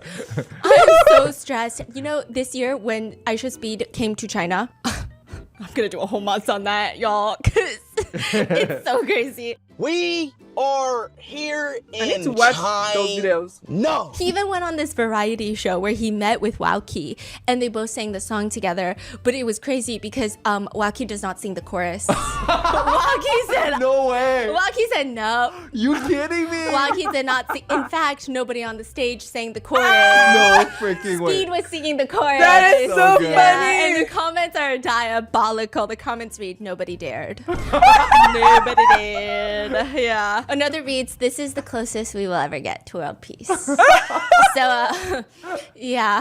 Wow. Yeah, it's actually crazy. When he went to Shanghai, a lot of his fans started just like playing the song on a stereo on the streets of China. And then Yes. Tiffany was telling me, like, what's crazy is that, I mean, a good chunk of his fans, obviously, they knew what was going on and why that song was, I guess, like a meme amongst Yeah. his fans, So right? What the chorus is what nigga nigga nigga nigga nigga nigga nigga nigga. That's kind of funny though. I ain't gonna lie. That's kind of funny. But you know, the thing is like, if it's like we're talking about a whole different language, obviously, like, cause sometimes I do see these videos, but they're usually like humoristic. You know, like when you hear like a Chinese or Korean baby speak in their language, and the word, whatever word they're saying, sounds like nigga, and then you see the person's face like, you know, but it's usually not actually real. It's just like humoristic type shit. Because obviously, the Chinese baby doesn't know the history behind the word nigga. He doesn't have to. He lives in China. He's Chinese. He doesn't care, and he doesn't have to take, unless one day he decides to, you know, come to the United States to live his life or whatever. But as long as he's saying Chinese and he speaks Chinese, nobody fucking cares. Seriously. But I do find it extremely funny and also very respectful, I guess, that nobody in China said the fucking chorus while I Show Speed was there. That to me is crazy because I did not think they would care. But the fact that they did, it warms my heart in a way because I've been beefing with a lot of K-pop. Well, not beefing me personally. I've been enjoying watching the beef between very outspoken Black people on Twitter versus K-pop fans and their K-pop idols who all have videos of them saying the N-word because they are trained on Black culture. They are trained using Black culture artists, Black Americans lyrics, etc. They are literally trained on Black culture, and because of that training, they sometimes have to perform the songs that they learn because they also need to practice their English. And the motherfuckers be choosing a lot of songs that have some forbidden words in them. And so that's why you end up with a whole compilation of fucking K-pop idol saying the N-word. And it's very cringe because if you're gonna train your fucking artists in Black culture, the least you could do is teach them about Black culture. Cause that's fucking nasty to me. To like, because if it wasn't for African American people and the entire culture that they created that is global right now, that has been imported everywhere around the world, that amount of K-pop wouldn't be the way it is today. They literally owe so much to Black culture, and for them to disrespect it is very irky to me. But that's a subject for another day. But then she said, you know, sometimes there are fans that genuinely just thought that he liked the song. So they're like, I love that he loves Chinese culture. I can see that. So they're like, I love that he loves this song. And like, I love you. Everyone's like, what? So netizens were commenting that when Speed was walking around China, everyone kept playing this song for him and they called it desensitizing training. Yeah, and those are Americans commenting that, okay? Oh, boy. So what the fuck is going on? Also, did you know that they call Speed hypothyroidism, bro, in China? What does And that when he mean? registered, and it's funny, we can laugh because when he registered his Douyin account, his He used that caption name, right? was, "Hello, friends of China. I am hypothyroidism, bro, Speed." So, Wow. Like it sounds weird in English. In It Chinese, does. it's just like 讲很歌 mean it just means you're super hyper, super hyper. oh, Tiffany told me it's because hypothyroidism makes your eyes too big. Oh shit! I didn't know that. I just thought he looks so hyped. Like he looks Oh, like he's going. she said it's because hypothyroidism gives you a condition where your eyes get bigger. Oh. And his eyes are really big, so they call him Oh. hyperthyroidism. Bro, I don't know though. Oh. So Same. anyway, I'm gonna have another Mott's on that because it gets a little weird. But besides all claim to be Wowkey, fans. you got his mentor, Pharaoh. Whatever. Pharaoh. Pharaoh is also a crazy character. Aside from being known for his rap skills, he's actually more well known for being abstract. And I was asking Tiffany what abstract means, and she was trying to explain it. And she says it's like a really high class weird, like just like like really weird to the point where it could be interpreted as cool. Like you're just like out there. You're abstract. Yeah, you're out there. You don't describe people like that. Like No. Like if someone fucking called me abstract, Like- I would probably cry. like a weird, but in the best way possible. In school, that's so. Eccentric? No, no, abstract is better. Yeah, but it also kind of sounded mean until she was like, no, it's like high class weird. Yeah, and I was like High an class? abstract painting in a Yes, museum, yes. like a high class weird. And she was like, Yes. yeah, exactly. And then she's like, you guys are sometimes abstract. And I was like, I feel like that didn't mean something nice. Okay, Pharaoh is the type of guy who will video call his friend with a sheet mask on, and this is like a very viral video of him, and he's just bitching about how this sheet mask is too small and it doesn't stay on his face. You know how when you like open the sheet mask bag, you take out the sheet mask, there is that plastic part that you gotta rip away.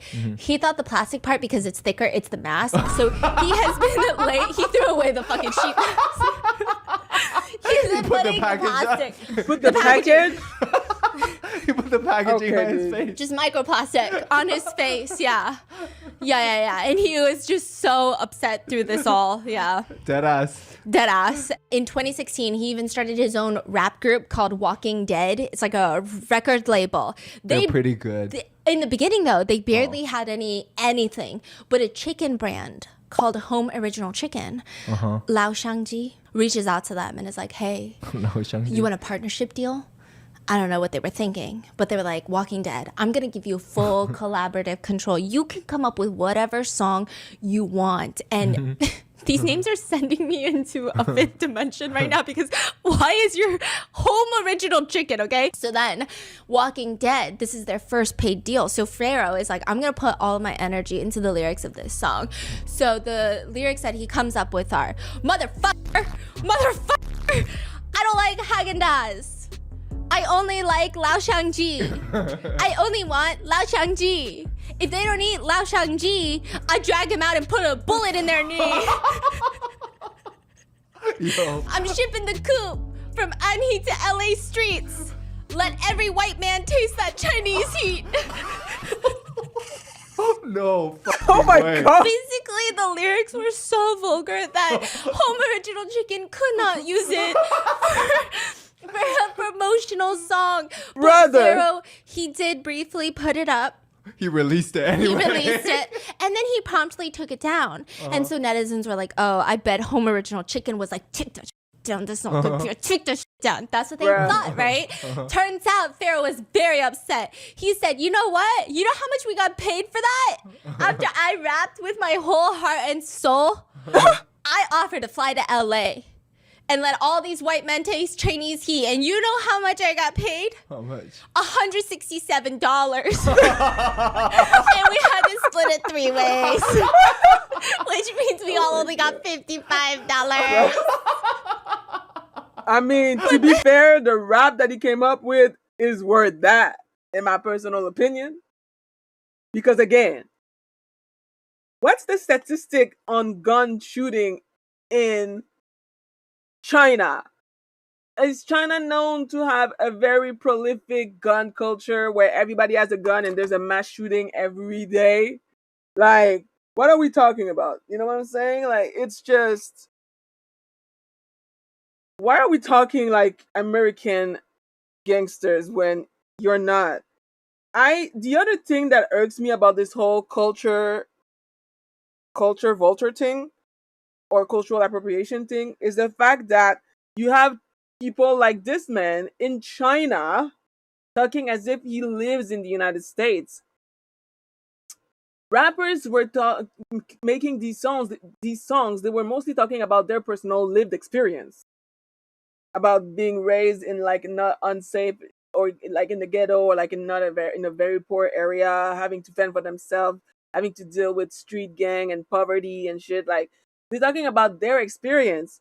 Are you telling me that people in China, Korea, and Japan all have a similar experience? I'm not saying that poverty doesn't exist elsewhere. I'm just saying like the very specific type of lived experience that Black American people are singing and rapping about. I feel like it's probably not the same in other country. So yeah, to hear a Chinese dude say, "If you don't taste my chicken, you're gonna get a bullet in the knees," is like, are we good? Is it okay? Like, are you good? Like, you want to talk about it because that's fucking weird. A few years later, this song starts going viral, and everyone was like, "Holy shit! This song actually makes me want to eat home original chicken." And it becomes like a mini scandal because he gets exposed for lying. The company said, "We did not pay you $167. We paid you more than that, you fucking liar. We paid you $835. Okay?" But the middleman agent actually took the rest. So they actually did only get $55 each. So it was like a whole mini scandal because people were like, wait, he actually got paid a lot more. So he was lying. So he probably got paid big money for that. Like this was all part of the marketing. People were like, ooh, negative PR team on fire, the PR team cooking. Like there were so many conspiracies. But it just turned out like the agent was skimming money off the top and they really only did get paid $55. Yeah. So, and then the song did so well that Home Original Chicken and Walking Dead decided that they were actually going to be friendly, and they held a music festival, Original Home Chicken Music Festival, yeah, where they invited Walking Dead and Pharaoh to perform their chicken song on the stage. One of the Walking Dead members strangely decided to just like hold a real chicken on the stage. A real chicken? Yeah, but he was like, I don't know. I don't think he was mean to the chicken. I think the Home Original Chicken shop was probably mean to the chicken later, but like he was just, like everyone was like praising the chicken like it was like a cult leader, and I was like, I gotta get out more because this is crazy to me. They were just like, yeah, and he was holding the chicken, and then you know how like chickens, but like worse is like chickens' heads don't really move out, you know? So like everyone's jamming, and the chicken is just like stabilizing. Yes, stabilizing on the base. You know what I mean? And it was just a lot. It was a lot. The founder of La Shangji gave out free chicken soup samples outside the stadium, like because the only thing I want after coming out of the pit at a concert, sweat dripping, feeling like the disgusting version of myself, is to get a hot broth of chicken soup. I've never wanted anything more in my life. That's peak living. I think every human is entitled to that type of experience. Man, that's good. So besides that song, Pharaoh also took his brain rot humor onto the stage of Rap of China, because sometimes you'll see other mentors that are just seated at the chair and they're bopping their heads like chickens to the freestyle raps. And then you just like pan to this tent. It's like that single person tent. Like camping tent? But like one person and you stand there. Okay. Yeah. Like a bathroom tent? Yeah, and then he'll like pop out and he'll just say like, I just needed a little alone time. Like, I'm getting overwhelmed. And then he'll pop back in, pop back out. And everyone's like, what is happening right now? Because Rap of China 2024, they just really be letting everyone do everything. The producers are just not in the room. They're letting it happen. And it's not even just them. There's this guy named Key NG. He's a whole character. So back in 2023, another rapper named DDG was gonna DDG? Yeah. He was getting married. And Key NG was out of town. The American abuser DDG or another Chinese one that I don't know? Because DDG here is indeed a rapper, kind of like a Z tier rapper who used to date our freaking Disney princess Ariel herself, the Little Mermaid herself. He used to be in a relationship with this amazing, talented, charming, sensational woman that he ended up being abusive towards. We're not talking about this motherfucker because they should have were not married, and I'm glad they didn't get married because he was abusive. Fuck him. He misunderstood the whole invitation. He thought it was a birthday party. So he texted one of his friends, and he's like, another rapper friend, and he was like, oh, I can't make it to his birthday party. Like, what a shame. And his friend is like, what are you talking about? Bro, it's his wedding. He's getting married. It's not his birthday party. He invited you. It's his fucking wedding. So he's like, holy shit, I gotta switch my flight. If it's his birthday, I was just gonna wait until next year. But if it's his wedding, hopefully there's no next one. So he switches his flight, but he thinks he's arriving the day before the ceremony. So he thinks he's going to the bachelor party, which is at a norebang. So then he shows up Which is karaoke. Yeah, he shows up at a norebang and nobody's there. So he posts about it and he's like, nobody's here. And everyone's like, yeah, because we're at the wedding. The wedding is right now. Oh, he messed up the date? Yeah, he thought he got there the day before. So then he's like, fuck. And then everyone's like, he is the only one that would show up to a norebang expecting a wedding, right? So then he gets the address. Then he goes, but he's already too late. He misses the ceremony and he's the last one to walk in. And it's like a very dramatic late entrance. And everyone thought it was actually hilarious. Like they were really good sports about it. To make matters worse, this is not the first time he was late to a wedding. Last time during another rapper's wedding, literally last year, he walked into the wedding next door and stayed there for like a solid hour thinking it was the wedding until he realized, wait, that's not my friend getting married. His explanation for that was, I just followed the sound of the rap music. I didn't know that there would be two weddings in the same day at the same hotel and they both appreciate rap music. I didn't think so. This man graduated from UCLA, by the way. And so to which his fellow judges ask him, I don't know how much you paid your way into UCLA. How can someone with your intelligence get in? So he's basically a troll. Yeah. And it's not just the mentors that were abstract. Before the show aired, Rap of China's official Weibo account would post mini introductions of the 271 different contestants, and all of them would finish reading the description, like there would be captions, okay? And then on the page or on the screen, and it would say text generated by AI for every single of the 271 people. Because there were so many people that were going to be contestants, everything like glitched, and it all just says text generated by AI. Wow. Yeah, it was just a freaking mess. It was a freaking mess, yeah. And then it started going viral before the show even started because they started making everyone do urine tests before the show because one of the rappers on the show had a huge drug scandal in China, and then they had to take down the season and they lost a lot of money for that. So they were like, from now on, you guys are all going to pee in a cup and it's going to be very intense, right? But turns out they have been doing this for all the seasons. And everyone's like, hold on a second. So did these rappers who were in the drug scandals, were they not doing drugs? Or, I don't get it. Were they not doing drugs before the show and they only started doing drugs after? Or did they stop doing drugs so that they can do the show? What happened? Turns out for previous seasons, one of the nicer rappers that's known for being very sweet, very kind, very straight by the book, he was cornered in a restroom and he peed in like 10 people's cups. He peed in everybody's cups. He even has a whole song where he's like, I peed in your cup. How does he have so much pee? Yeah.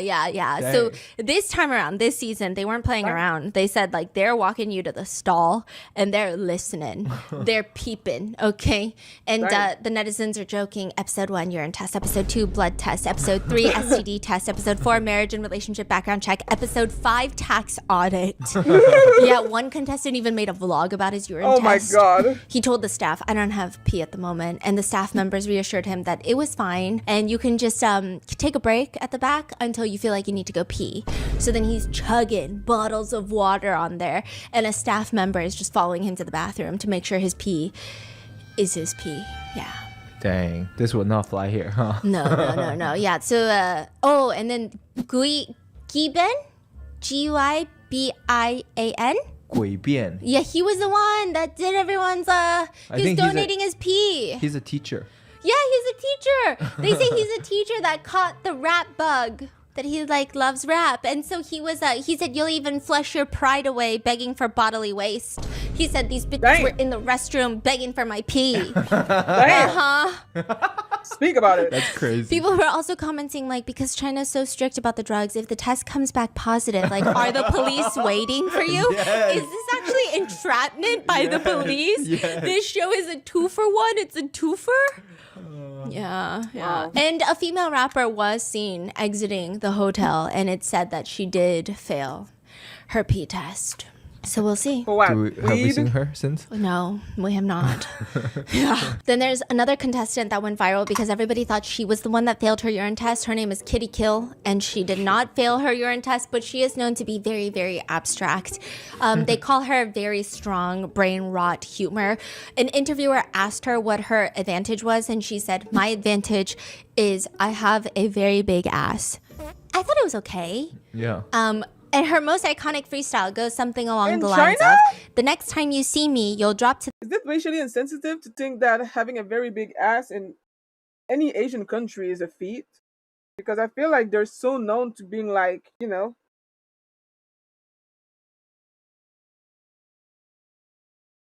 more on the flat ass type of Geber. Oh, yo, I don't even know how to fucking talk without sounding extremely racially insensitive. The point remains that good for her. Good for her. I'm here for the big ass community. Moving on. the ground and cry, tears on your face as you sniff Kill Kitty's yoga pants high and dry." She just makes a lot of jokes about her yoga pants being juiced up. I didn't understand if it meant like sexually or Yeah. sweat. I guess that's what's ass strap. Yeah. She said, "I wear my yoga pants every day, the same ones. I never change them because you're not supposed to until they're all juiced up. You want to wear them until they develop their own waterproof layer." What is happening? And I really didn't understand. I So don't she even has a understand. song where she says, "Slip on my juiced up yoga pants that stink. Makes it lose it all. Sweet scented yoga pants that ripe aroma knock him out." I'm Rebel Star.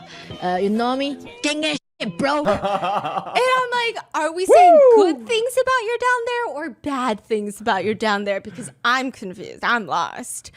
Yeah, and she had like a little mini fan meet and greet after this song, came out, and everyone was bringing her Lululemon yoga pants for her to sign. Oh. Yeah, they wanted it juiced up, so 2024 Rap of China was just insane. There were reports that one contestant, they didn't even really come to rap. They came there to eat concessions. He had 10 hamburgers in one day, and he wouldn't stop eating. And then someone saw somebody's backpack. I guess it was like one of those drawstring bags. Thought it was the trash can and kept spitting out their gum into somebody else's backpack.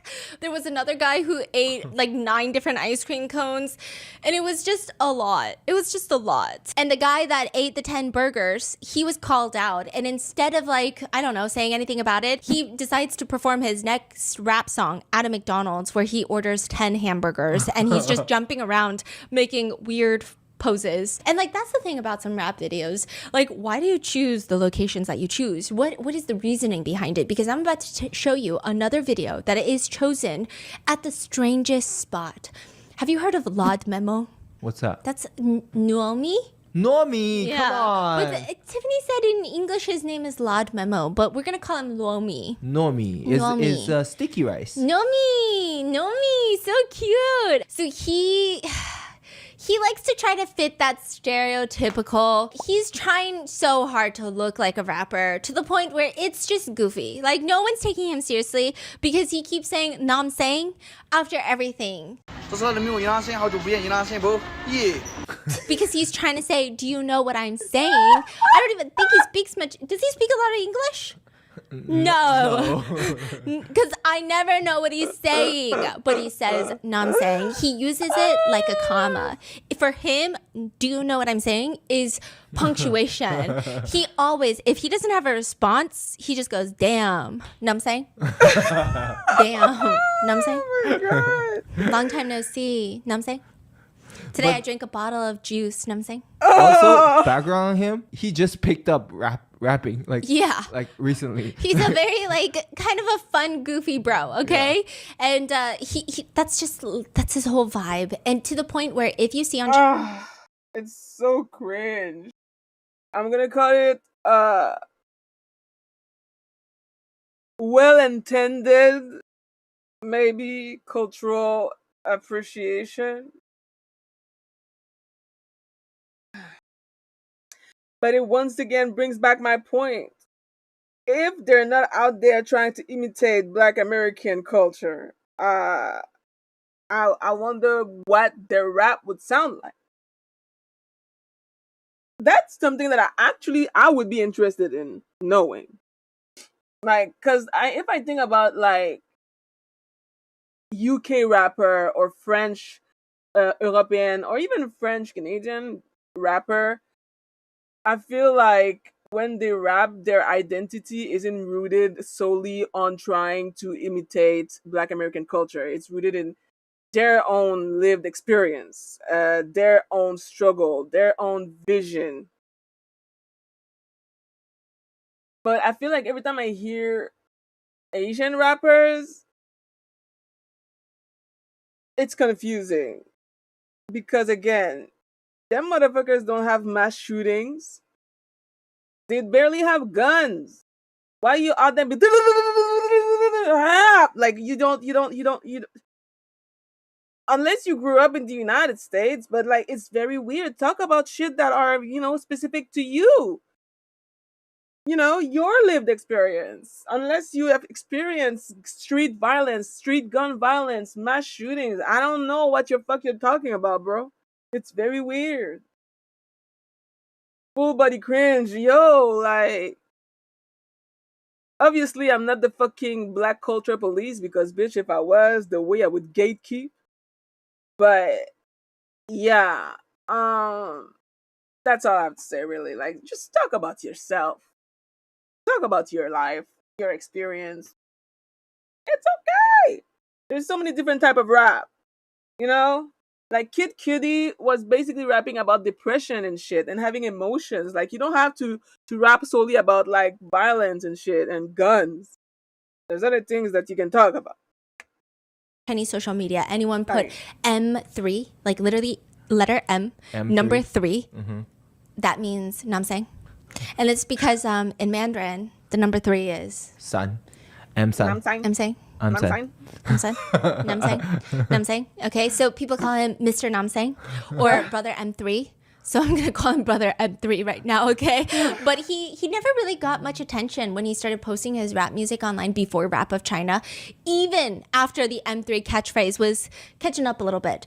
And then Rap of China 2024, he gets invited and he's so excited. But when he gets on there, he decided to pick his mentor as Shady and Fan Cheng Cheng, which is Fan Bingbing's little brother, right? And it was very obvious that he was very nervous. He wrote a piece about his grandfather. He mixed up some of the dialect because in China you've got like 50 different dialects, and during his performance he was like ad-libbing. Also the fact that this is about his grandfather and the ad libs that he was choosing, like the song itself later we find out is pretty deep, but when he was first performing it on Rap of China, it's like, I miss you grandpa, skirt. I was like, what? He kept going like, I miss you, you're the best thing ever, yeah, and everyone's like, what the fuck is happening? It just came off weird, and he was laughed at by the other contestants. Everybody, he's a laughing stock. A lot of them were mocking his hand rubs, and it was just very obvious that nobody took him seriously, and I think he was getting butthurt about it. In China, the hand rubbing, Yeah. they call it the mosquito hand. Like the mosquitoes, they just like rubbing their two little hands together. So he was mosquito handing. Oh my god. I really don't understand why guys do this. Can you give me the psychology behind this? Oh, I don't know. Okay, either. guys love this, and like, don't get me wrong. Oh, like doing this and I feel like it's more like a licking the joke. No, lips. this is. I'm gonna run it down. Okay, I so feel like I only see it when like, especially when these like dumb like Riz video came out, like the guy was like ready to like approach the girl, like know what I'm saying? I can't. Then you want to actually get into this showboat like this, bruh. I don't know. All I'm saying is you can, it's just, again, you don't have to imitate. Make it original, make it like natural, make it like, try to avoid the cringe. It's so hard apparently. I know I have a lot of weird stuff I do. I flick my hair. I do this. I do this. I do this. I do this. I have bodily motions as well, right? But sometimes I watch videos of guys and I feel like there's nothing behind the eyes, because why is it? I'm gonna go to Cabo and fuck some bitches. You okay? I don't know. So halfway through his piece, he messes up his beat, forgets some of his lyrics. Unfortunately, he does not pass the first round. Ouch. And before the mentors move on to the next contestant, the mentor, Shady, he says, is this song about your grandma? Because the way he said it, the dialect, it made it sound like it was his grandma, not his grandpa, because in Mandarin, it sounded more like grandma, right? And he's correcting Shady and saying, no, it's actually about my grandpa. But because I addressed him in my dialect, you know, you must have gotten confused. But Shady is just shaking his hand and say, they all see you as a joke, but I can tell that you're taking this seriously. Continue to work hard. You're an enthusiast of rap, aren't you? Everyone could tell that he was actually trying to comfort, you know, M3. But M3, because everybody else was just laughing at him, even when Shady is telling him these things, they're laughing at him behind his back. So he took this to assume that Shady's trying to insult him. Like, Shady's dissing him. yeah, like you're an enthusiast. You're not a talent. You're not skillful. You just like it. You just want to be here. So he gets rejected, and afterwards he starts posting a series of videos online like, fuck these people. Fuck these people. Shady, okay? Like, what do you mean? He told me to be enthusiastic. He told me to keep it a hobby. Like, what the does that mean? And then he asked me, he dissed me, asking me if the song is about my grandma when I said it's straight up for my grandpa. And he was mad. He was mad. And so in typical rapper fashion, he decides the only way that I'm going to get through this trauma, the only way that I'm going to process this rejection is with a diss track. Enter the most viral song of China 2024. And he's going to film it at a playground. And you just see him walking to the playground. And you know how people make fun of East Asian grannies because they're walking through the park. Smacking their arms. And they're on these weird machines where you don't really know what the machines are doing. But they're thrusting in the air. Yeah, he's thrusting in the air. And the lyrics read, Shady, Shady, I want to diss you, right? But he uses the words shady, shady in English, and then I wanna in Chinese, and then diss in English, you in Chinese. So all I hear is Shitty, shitty, 我要 diss 你. Okay, 我要, I know this from being married to a Chinese man. 我要 means I want, right? I wanna, yeah. Yeah, and then I'm like, you want Disney? Like Disneyland? Disney World? What the is this diss track? And he said, no, he wants to diss you, but ni is you. So it sounds like shady, shady. I want Disney. Shady, shady, well, Disney. And this diss track, I could not escape it for, I want to say, a good month of my life. He was playing it, Tiffany was playing it, everybody was playing it. And in the song, he's like, this song was for my grandfather, not my grandmother. Who told you it wasn't for my grandfather? And that it was for my grandmother. Why am I dissing you? Why am I dissing you? Okay, basically like that. And then he just kept saying, shady, shady, I want to, like, way out Disney. I want a Disney.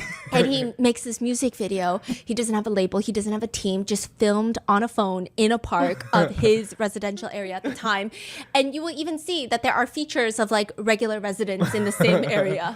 It's just like actually crazy. This becomes viral overnight. Like billions of views, millions and millions, hundreds of millions of views. Probably billions of views. Yeah, probably billions, to the point where netizens decide to figure out where this music video dropped, and they go and find it, and the next day half the internet shows up. They dropped a Google Earth pin on that shit, and they said shady Disneyland. Okay, they said Disney.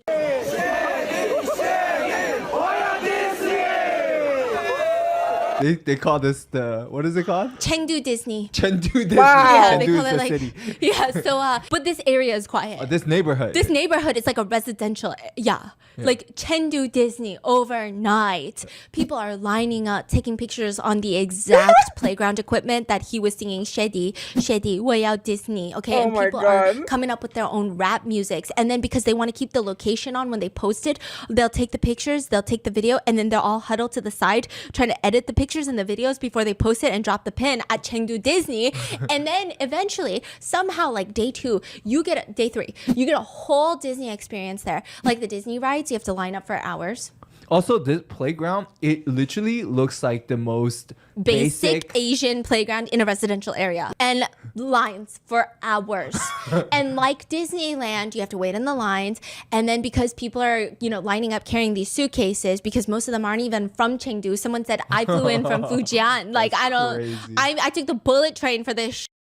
There were signboards, security guards stationed. Eventually it got so crazy that the elderly retired woman of Chengdu decided we're going to do something about this. Of the neighborhood. Yeah, of the neighborhood. They got together and they said, this is too crazy. They said, we're not going to kick them out. They're having a good time. We're not going to kick them out. That's crazy.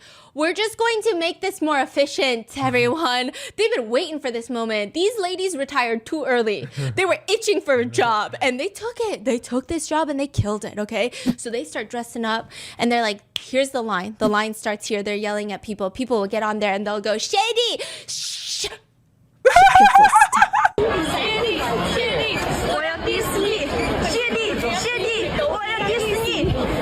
They're not even taking cash. Yeah. I thought they'd be like hustling and like taking people's money. And then some of them were like, stop screaming. Someone's sleeping up there. Yeah. Oh, wow. In 1 hour, it'd be like 400 visitors at Chengdu Disney. Hey, yo, that's and these aunties crazy. And uncles will even tell you, you stop on the road, you're looking at your phone, and they'll tap you on the shoulder and they'll go, Chengdu Disney is that way. Oh my God. Yeah. And a lot of the aunties, they got the joke, right? And they said, it's crazy. We only have one ride on Chengdu Disney. And they line up for hours for it. Other aunties, they had no idea what the f is going on, okay? They're literally looking at the song and they're saying, he's not even good looking. Why is this famous? Ouch! And this song is weird. And these kids are dumb. Like they're this looking reminds me back when Pokemon Go came out. Listen. When Pokemon Go came out, I think it was during the pandemic, if I'm not mistaken. And like, it took over the fucking world. It was crazy. I was literally part of the crazy people because it came out in the United States before Canada for some reason. It was very weird. I don't know. Anyway. And like, I was part of the people who basically kind of had to use some shady program to get the Pokemon Go before everybody else in Canada, which was very cool because it felt super exclusive when you would try to catch a Pokemon and you know that the other person in the park looking at their phone is probably catching the Pokemon too. And I even made some temporary friends at the time like that, but that's beside the point. I remember there was this one location that was next to a metro station and a bus terminal that was extremely popular. It was downtown metro station and bus terminal, very, very busy streets. And the bus driver were fucking tired of the hundreds of people who were there every night, walking around, sometimes running, and yelling about Pokemon. It was insane. The police had to come sometime just to make sure that people would stop being in the street and stay on the sidewalks. It was ridiculous. So I get it. I know what it's like. I didn't live there, but I know that I would spend some time there myself sometime. But I would stay on the sidewalk like a good Samaritan. But there was way too many people. Way too many people for no reason. Outside of like, hey, I might catch Pikachu over here. Oh Lord. Fun time though. Like, I want to beat you up or something. I don't know. That's the lyric of the song. That's what it says. Yeah, they're all just crazy. And then people would dress up as Disney characters like Snow White to come to Chengdu Disney and get up on there and sing Shady, Shady, Woya Disney. I mean, it was just absolutely crazy. I mean, this is when people say we have Disney at home. And then eventually, this goes viral. Rap of China 2024 fucking goes insane because of this diss track. Because of all the drama. And then people were very disappointed to find out that he gets eliminated very early on. So like he's not even on most of the show. And then the episode airs where he's not even getting dissed by Shady. And so he puts out an apology video. And he tells Shady, I don't want to diss you. I want to kiss you. So, Oh my So god. then that goes viral of everyone saying, bro, you sound more menacing, threatening to kiss him. Actually, this is fucking scarier, bro.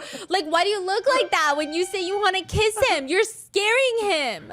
Shitty, well, kiss me. And that was so viral. Everyone was saying that because of this song, the whole China wants to diss Shitty. The whole China is dissing Bruh. this rapper. And then now he's like, never mind, y'all. I want to kiss him. And everyone's like, the switch up is too fast. We were still in Chengdu Disney. Like, what's going on right now? And people are saying, honestly, I think Shady would rather if you diss him, because why you look like that when you say you want to kiss him? You look scary. It was becoming very intense. And then eventually he said that he was willing to buy Shady a ticket to Disney, like the real one in Shanghai and not the Chengdu one. So then he was like, give me your ID. And everyone's like, that's even scarier. It was like, it's a whole thing, okay? And then eventually he blows up from this. He becomes a big star. He's got his own concerts. He had his own fan chant. You know, like it's like a whole thing. Everybody's obsessed with him. And the internet shovel squad goes to work. That's what they call it, the fucking shovelers. They do this shit for free. They wake up, they get their shovel every day, and they say, someone's famous? Let me dig up some dirt on them. Let me do this for free. I got a lot of time on my hands, okay? They keep digging. They're excavating his past. They're like, we gotta find a receipt. We gotta cancel him. We gotta get a legal case or something, okay? Why? What did he do? They find out that before being a rapper, he was selling fruit on the side of the road. And as he's selling fruit, he would shout to the neighborhood people, I'm selling pineapples. Know what I'm saying? My mom told me to come sell these, know what I'm saying? And when someone said, can I get it for free? He said, no, bro. What the fuck? My mom gave these to me. Know what I'm saying? Yeah. And then when it would get really, really slow, he would try to start rapping on the street. He'd be like, aunties, know what I'm saying? This is a pineapple for free, know what I'm saying? Yeah. And before that, he did a lot of hard labor. He lived in a rural area, so he did a lot of construction work. He plowed the field. Oh, and So no dirt. There was this moment where he was gonna get married because, like his parents had set him up in an arranged marriage, and the girl broke up with him, called off the engagement because the family was supposed to give the girl's family a cow, but the cow died. They didn't have a cow. I'm not laughing, but he was laughing when he was telling it because he was so serious. I'm sorry. But like the cow died, and they didn't have the cow. So they gotta get married. It's actually really sad when you think about like the price for a life as a cow.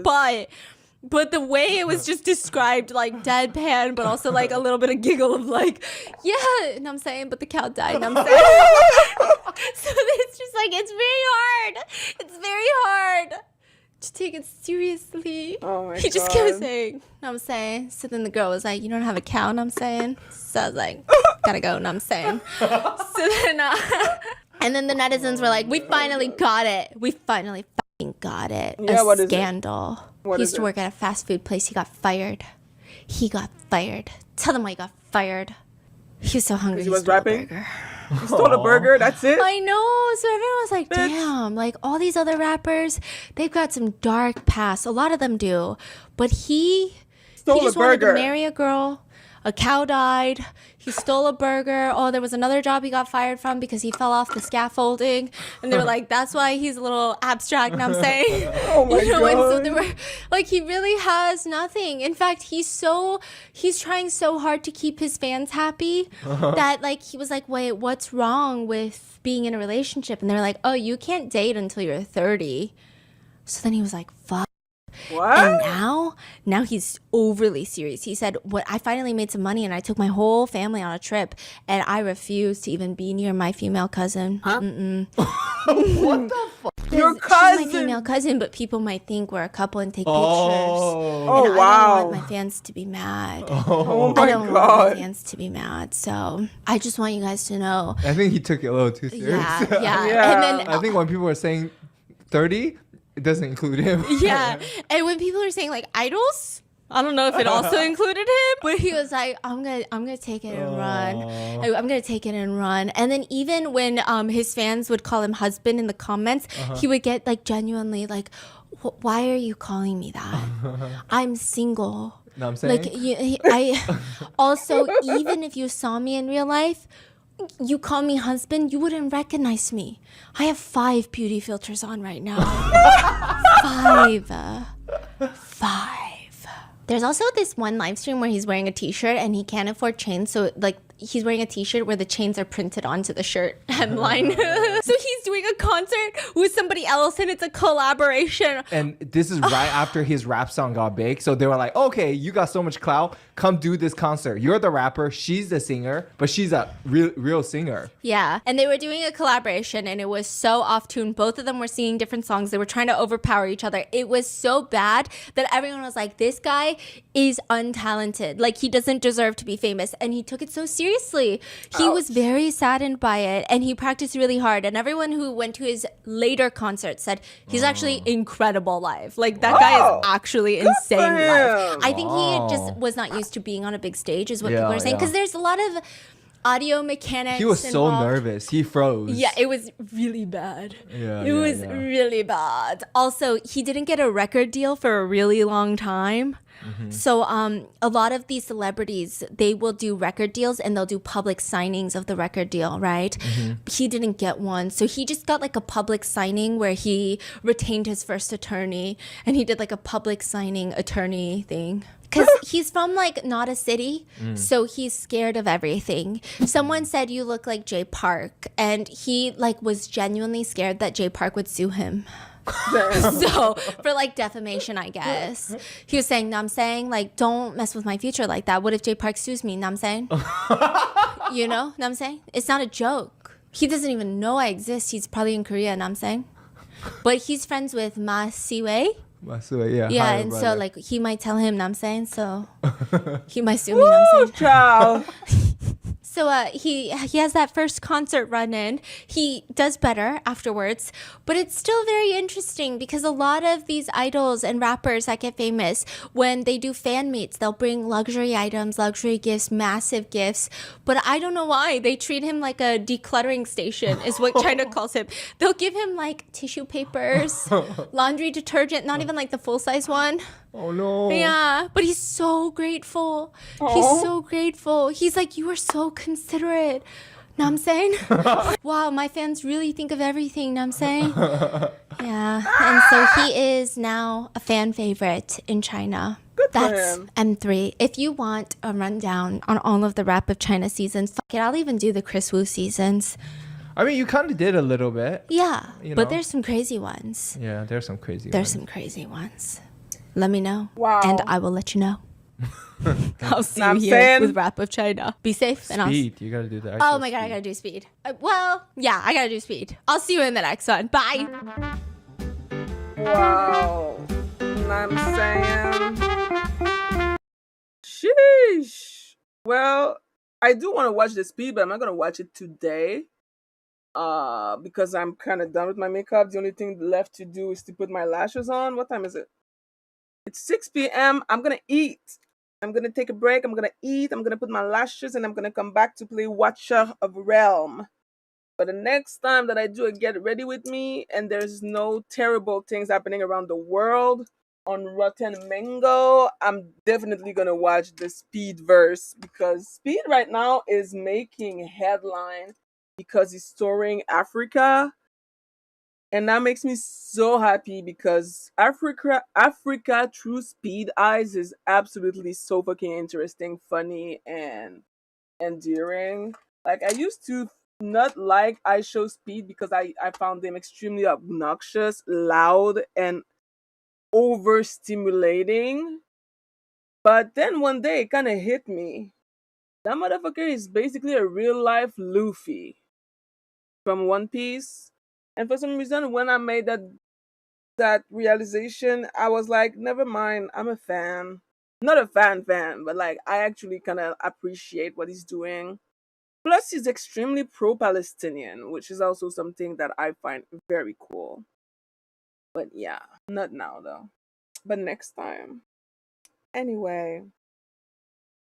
The first part of this stream was a bit dark because of what happened in Rotten Mango. The second part was interesting. I'm always happy to learn more about the Chinaverse. And yeah, I hope that you guys enjoyed that Get Ready With Me stream. And I'll see you next time. Mwah.